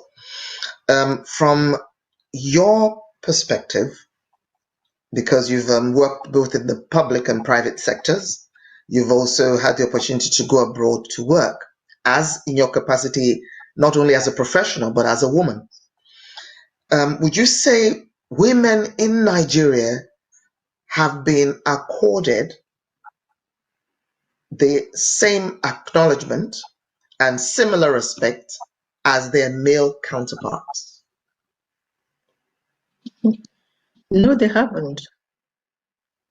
This is a totally male-dominated society, and no apologies about it. In business, only 20% of businesses in the formal sector are headed by women. Only about 11% of board directors are women. Nigeria has the lowest percentage of female representation in parliament in sub-Saharan Africa, certainly in the West African sub-region, and we rank 133rd in the world in terms of female representation in parliament. So, and 60% of the out-of-school children before COVID, of course, about 13 million children as of maybe a year or two ago, out-of-school children in Nigeria, 60% of them are girls. So what more can I say? We're just not there. And those who try to make an impact are maligned a lot of the time. They are given names. And told to stay in their places, know their places. and they're accused of all sorts of things. So no, women are not given the... And I'll tell you why I asked that question, ma'am. And that's why I first said you have actually been, you've worked in both the public and the private sector, and you've also had the opportunity to serve Nigeria abroad, so in another climate. And it's very, very sad that that's the. There was something else you said earlier when we were talking about the Yoruba nation and how the Yorubas conducted their affairs in ancient times, in olden times. Then you mentioned the Oshubo. There was still a space that was kept for the female chief, who was a member of the parliament, because it was believed, the Yoruba believe that it's the female that helps them to test the pulse of the people.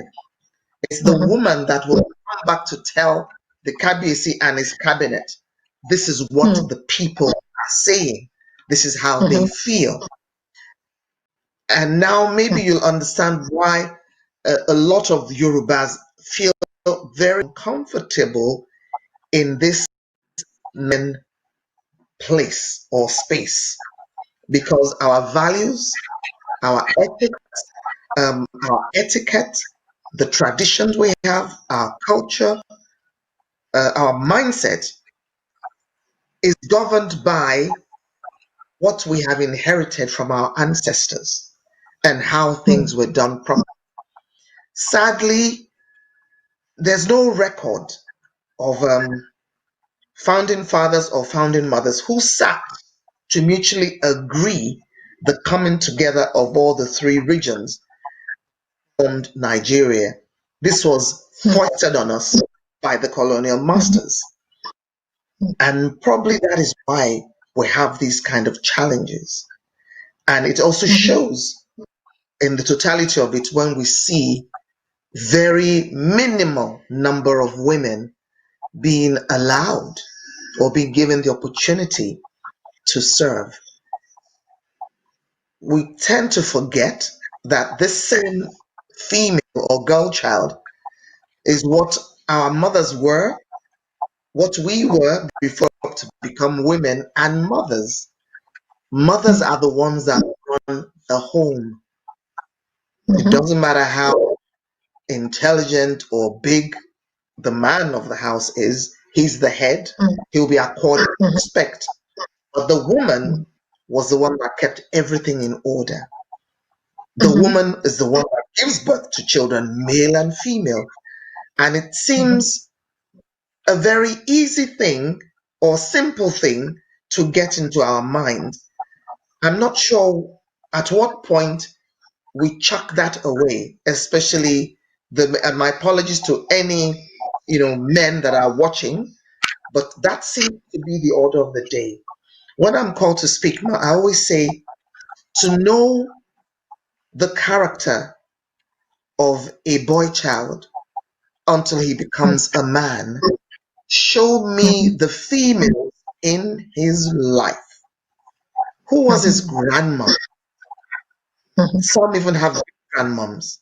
His mother, his sisters that he grew up with, his aunties, his female cousins, his siblings that were female, that means his sisters. Then the wife he eventually marries, or the wives, depending on if the person is polygamous. Who's his daughter? Who's his female colleagues? Who's his girlfriend? His mistress? His side chick? Because all these females, as comical as it might sound when I mention girlfriends and side chicks and mistresses, all females exist in the life of a male from the time he was born till he becomes a man. So, two things I want to bring out here, man, and I would love your views on them. One, we can see that there can never be a man, any man, without a woman. From the giving birth to the nurturing, to the raising, to the training, to the getting ready to go into the world. It boils down to the female, to the mother, or whoever that female is that helped nurture that child.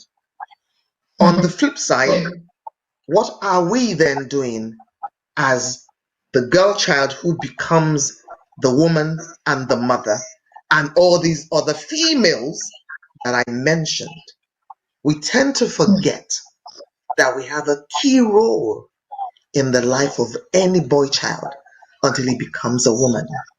What are we doing? I, Are we raising monsters? I agree We with you. also have daughters. We ourselves become wives. We have sisters who Mhm. will marry or date. Do we take all that into consideration when we're raising our boys and our sons to becoming men who will ultimately become leaders of corporations or even countries, presidents, governors, senators, etc.? What is your mindset on those two aspects, ma'am? I was going to go back to that point, but you've articulated it very, very well. A lot depends on mothers.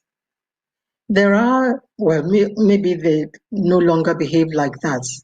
There used to be mothers who would uh, serve their children food, get their daughters to assist in the kitchen, to serve the food, get their daughters to clear up and wash up, and not a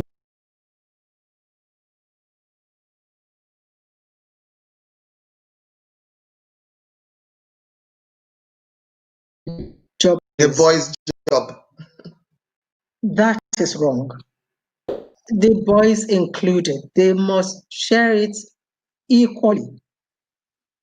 Thank That you, way ma'am. God bless you, ma'am.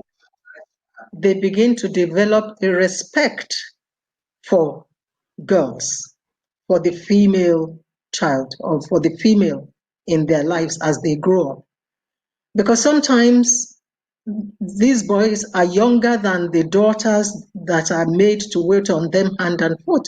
That is so wrong. Every child should be taught to do that. And then from a very, very young age, every boy must be taught to respect girls, to respect them, as equals, as important members of the human race, Race. and to regard them as equals, as I said, so that they don't see Yes. them as chattels or as people to be beaten black and blue or to You. be treated badly. Because I don't know, I didn't grow up in a polygamous home, but I don't believe even the people, the men who were polygamous in those days, I don't think they made it a point of duty to ill-treat their wives in those days. I think they had a measure of respect for their wives and Correct. they treated them well. And so from a very tender age, every boy must be told that you must respect her body, you must respect her decisions, you must respect her no, and you must respect her yes.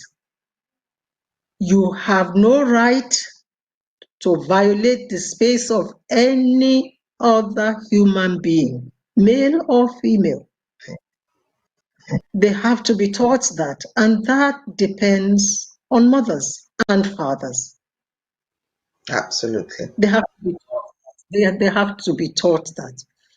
And women also should be taught to protect themselves, to say no, to speak out when anything threatens their space.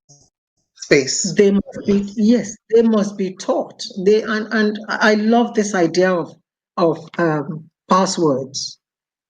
They must be taught how to say no to strangers, no Yes. matter what, and to take care of themselves and all of this. There's a lot of material online now. There are songs to teach little children about their bodies, that nobody is allowed to touch certain, parts of their bodies. Nobody is allowed to invade their space, and how they must speak out. There's a lot of resource online for even young people, and as they grow up, age appropriate trainings for children. Yes. Yes, there's a lot of information, and I think that is a good thing. But parents have the primary role to play, absolutely, and of course schools. And parents have to be more involved in the school as well. They have to be more involved in what goes on in school, even at the risk of becoming a nuisance. It's better to be called a It's nuisance better than to be sorry. than to be sorry. Thank you. So that's my view on that. Thank you, ma'am. Thank you, madam. I'm hoping that all females out there have listened to our special guest, as she's been taking us down, memory lane and also present times. We're going to be wrapping up very soon. I have only about 2 or so questions for our special guest. If you're tuning in, you can still watch this again, because we put it on Watch Party, we put it on YouTube and Facebook and Instagram, and we continue sharing it. This is Odua Legend, where we put the spotlight on those that we call legends of Odua. That is the descendants of Odua and the Yoruba nation. And our special guest today is none other than Ambassador Dr. Tokunbo Awolowo-Dosumu, the last baby and last daughter of Papa Awolowo, that's Chief Obafemi Awolowo, who was Western Nigeria's first premier and an astute political leader during his time. And of course, her dear mother, Chief Mrs.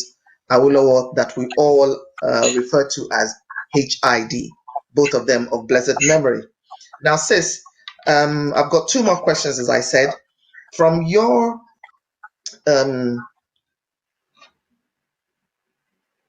growing up with your parents, and even up to now, because you still carry memories. I mean, the clip we showed earlier, when you came on, I saw the sparkle in your eyes, because it must have taken you down to that glorious day back then. And our prayers that Nigeria will be able to embrace that glory again. But more specifically towards yourself now, what would you say are the things that you've learned from your beloved parents, at both Chief Obafemi Awolowo and Chief Mrs. HID Awolowo? So first, let's start with Mama, because they say first. What would you say is one thing? Obviously, you've learned so many things from your parents. They were your first mentors. They were your first role models. But what is one thing that you got from Mama HID that you carry with you every day? Gentle, quiet strength. She was a formidable lady, but she was very gentle, very quiet, said very little if she didn't have to speak. But she knew exactly where she was going. She knew exactly what she wanted to do. And she was no pushover. So I take that from her. She was a very strong woman, very strong. But she kept it to herself. Even in the home, she ruled the roost. But she didn't say much. Whenever there was argument, she kept quiet.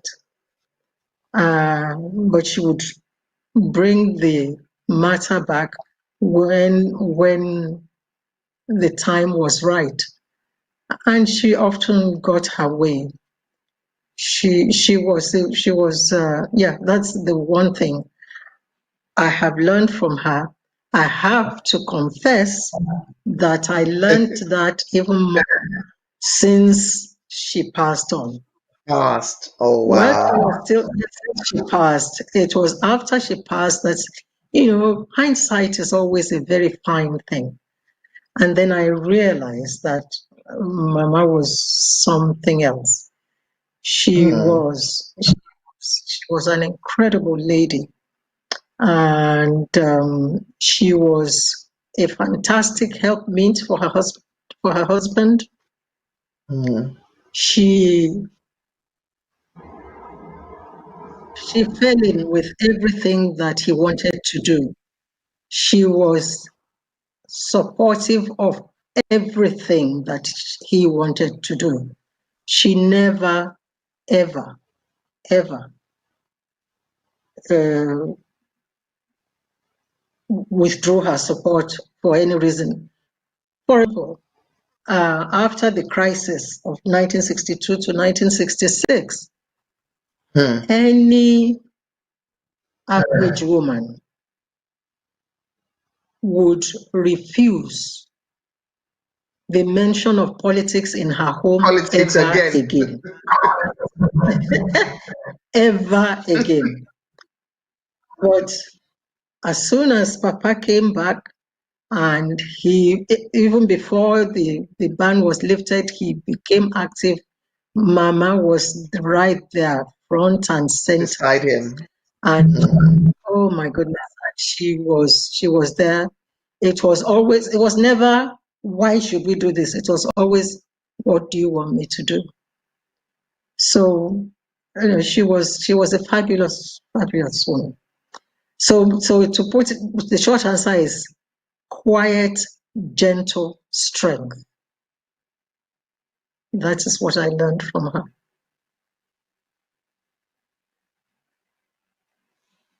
To the sage himself, your beloved Papa, what is that Papa, one thing that you carry with you till today? I'll ask you to let me take that to two. Okay, two. The first one is an unambiguous Hmm. clarity about his mission in life and his vision. He was very, very clear in his mind about what he was here in this world to do. And the second thing is his amazing courage to follow his vision and to push his mission forward. He had incredible courage. He had what a pastor described to me one day as reckless faith in God. And that is the kind of faith that says, what I'm doing is God's will for my life, and therefore He will look after me. I will not perish with it. And that was what he was. That was who he was. Wow. And he Wonderful. did. Wonderful. Would you say though the shoes, well, I shouldn't even say that because I do know that the shoes are quite large, but in a way somewhat you've been able to step in those large shoes. Just like our own children will wear our shoes when they're young and still manage to walk in it. Doing your bit, doing your bit your way. Right. Maybe I would say I protected those shoes and kept them safe. Walking in those shoes is too much. I just put a protective cover on those shoes and kind of and and and you take a look at you take a offer look them at them you once in take a a while look at and them offer from time them to time. exactly and offer them to whoever feels that they want They are to able. be able to carry on in it. Papa, there's only one of each one of us. One And of so us, he that's was true. unique. He was unique. He did what he was sent here to do, and that's it. And we just hope Thank that you. there's somebody. Thank you, ma'am. Now, two more questions. Now, coming to you personally, from your journey, earning your stripes as an elder stateswoman, and that's coming from me to you, because 72 is not beans and dodo. You have, done your bit, both professionally in the medical field, as a diplomat when you served, as a politician, and also still doing what you're doing as a director of the Awolowo Foundation, not forgetting your role as a wife, as a mother, as a grandmother. So you have earned your badge as an elder stateswoman. And looking back, what would you say is your philosophy towards life? Just like mom and dad, would you say it one word or two? Um, I believe in a simple life. I believe in doing what is right. I believe in not following the multitude just because it is fashionable. And I believe in integrity. I believe in service to others. And I do believe very strongly that the most important things in this life are those things that money cannot even Don't cost touch. money. And I believe in a simple life. And that's me. Thank you. Thank you so much. And to wrap up, what is your message to those watching us, be they of the Yoruba nation, the Nigerian nation itself, and even the global community of Pan-Africans? Because as we know, a very high percentage of those that were carted away from West Africa were mostly of the Yoruba race. What would be your message and your last word to them and our viewers? Today, Africa is often seen as the basket case of the world. And I believe that description shouldn't belong to us, that we have the capacity, the resources, material and human, to make a difference to our continent and to cause the world to sit up and take notice and respect us. But we have to do it ourselves. We absolutely have to remember who we are, where we are coming from, and what we are capable of. And we have to allow the best hands to take charge of this continent so that we can be a continent to be reckoned with in the world. I know we can do it. I know we know where things have gone wrong. I know that we know what is wrong in Africa, and we know exactly how to fix it. I just want all of us to sum up the courage to stand up and do the right thing so that future generations can applaud us and future generations can have a continent. Thank you. Thank you so much. It's been such an honor to host you. As they say, when something beautiful is happening, we don't know how time flies. We have taken over 2 hours of your time, but we are so grateful, and we're so thankful as well that you made the time to speak with us. I'm not sure if you have just one word or two for the management of Heritage Multimedia Television that made this conversation possible. I do. I do. I do.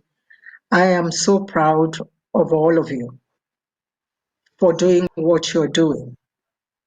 You have stepped into a medium that is so crowded, but you have done it undaunted. You have moved in and you have made an impact because you have been focused, you have been courageous, and you have been determined.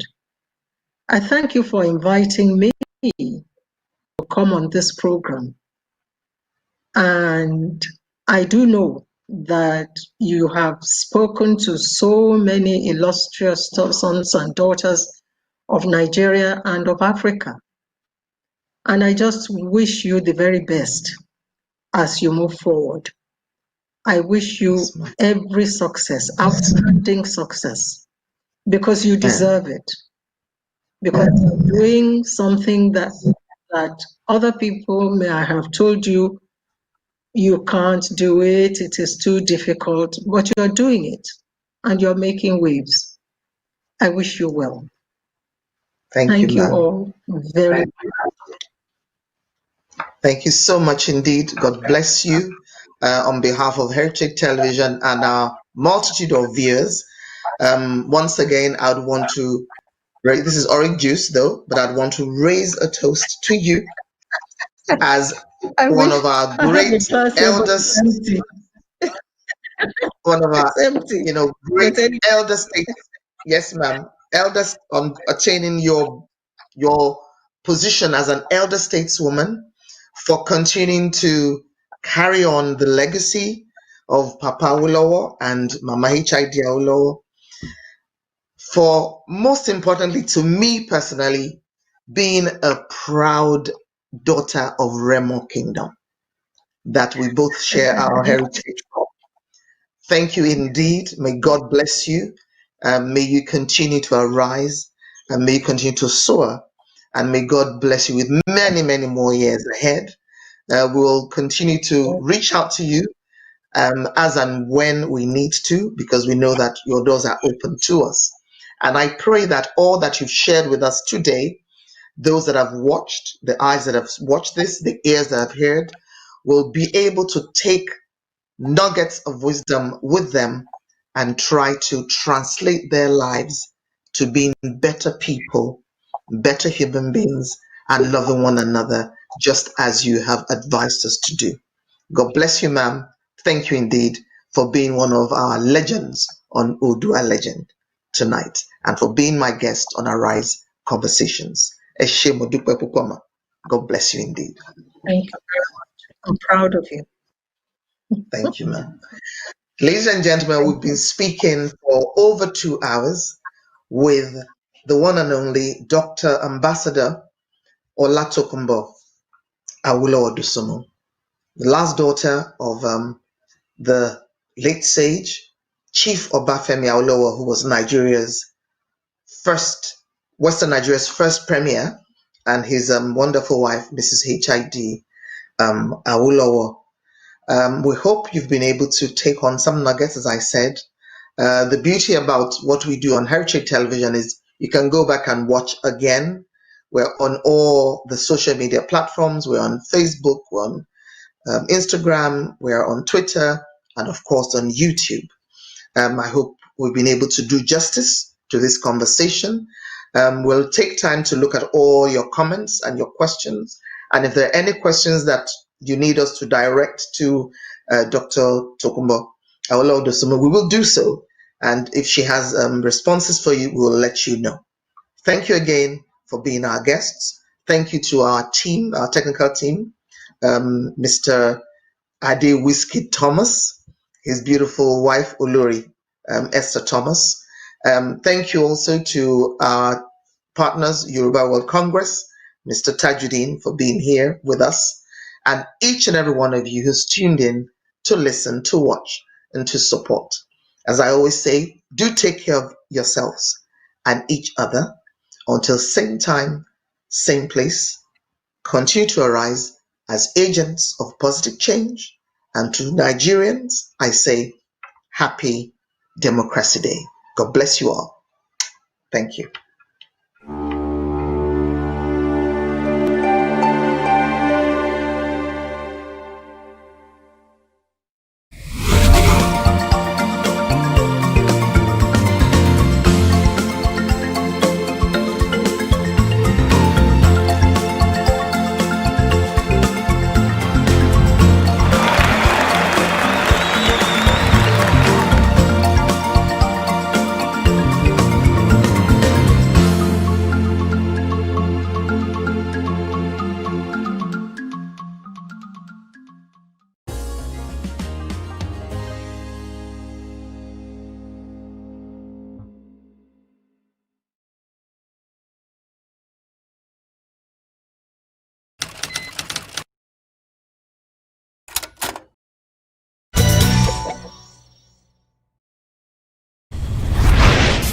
A book can go where you can't. It can be used for study, research, and practical life application. It documents your persuasions and imparts much desired knowledge. Even God sent His Son, but left His book, featuring books written by Apostle Courage, Revelation and Relationship, a book for the spiritual hungry, which unveils the person of Jesus and brings you closer in your walk with God. This book empowers your hunger for His presence and takes you to a new place in God. 100 Reasons Why I Hate Poverty. This book unveils the perilous kinds of poverty but unveils heaven's plan of unlimited wealth and blessing for the believer. If you're concerned of not just being blessed but being a blessing to your generation, this is your book. Forgiveness, God's Roadmap to Heaven. This book tackles head-on the iniquity of unforgiveness in our lives and gives us practical keys to launch us to a new life that forgives like God does. If making heaven matters to you and you need help to let go some things, get this book now. God's Weapon of Mass Destruction. This book brings to light 14 weapons God has given every believer against our arch enemy, Satan, the devil, so we may constantly be able to live a life of victory. Every intercessor needs this book. Lesson from the Furnace of Affliction. An encyclopedia on knowledge. This study guide brings divine answers to some of life's unspoken questions. In this book, you will learn about the danger of discouragement, the twin brothers to heaven, the accusing spirit, lessons for singles and the married, intensive school of ministry sessions, and lots more. The principles taught are challenging and revelatory. Next to the Bible, this will be your favorite book. 12 Ironic Benefits of an Enemy reveals the wisdom in dealing with people and how to unveil ulterior motives, and 12 things you can benefit in seasons of ferocious attacks. This is the book everyone is talking about. I strongly believe in investing in knowledge. Your spirit man is the greatest investment you should invest in. What it took somebody 5 years to know, you can know in 2 hours. Buy one for yourself and buy extra copies to bless somebody else. These books will change your world. There is always something you don't know. The best gift to give to a child is the gift of knowledge. The best investment of your life is the one made in your mind and spirit. Get your copies now and for your friends. Available online at Amazon.com, JGMsite.org, AllNationsChurches.org, or text 214-335-2380. Get your copies now.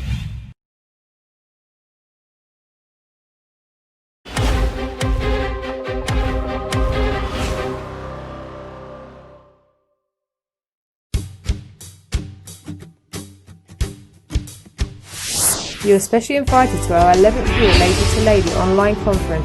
The theme is the Overflow, taking place on Saturday the 4th of July 2020.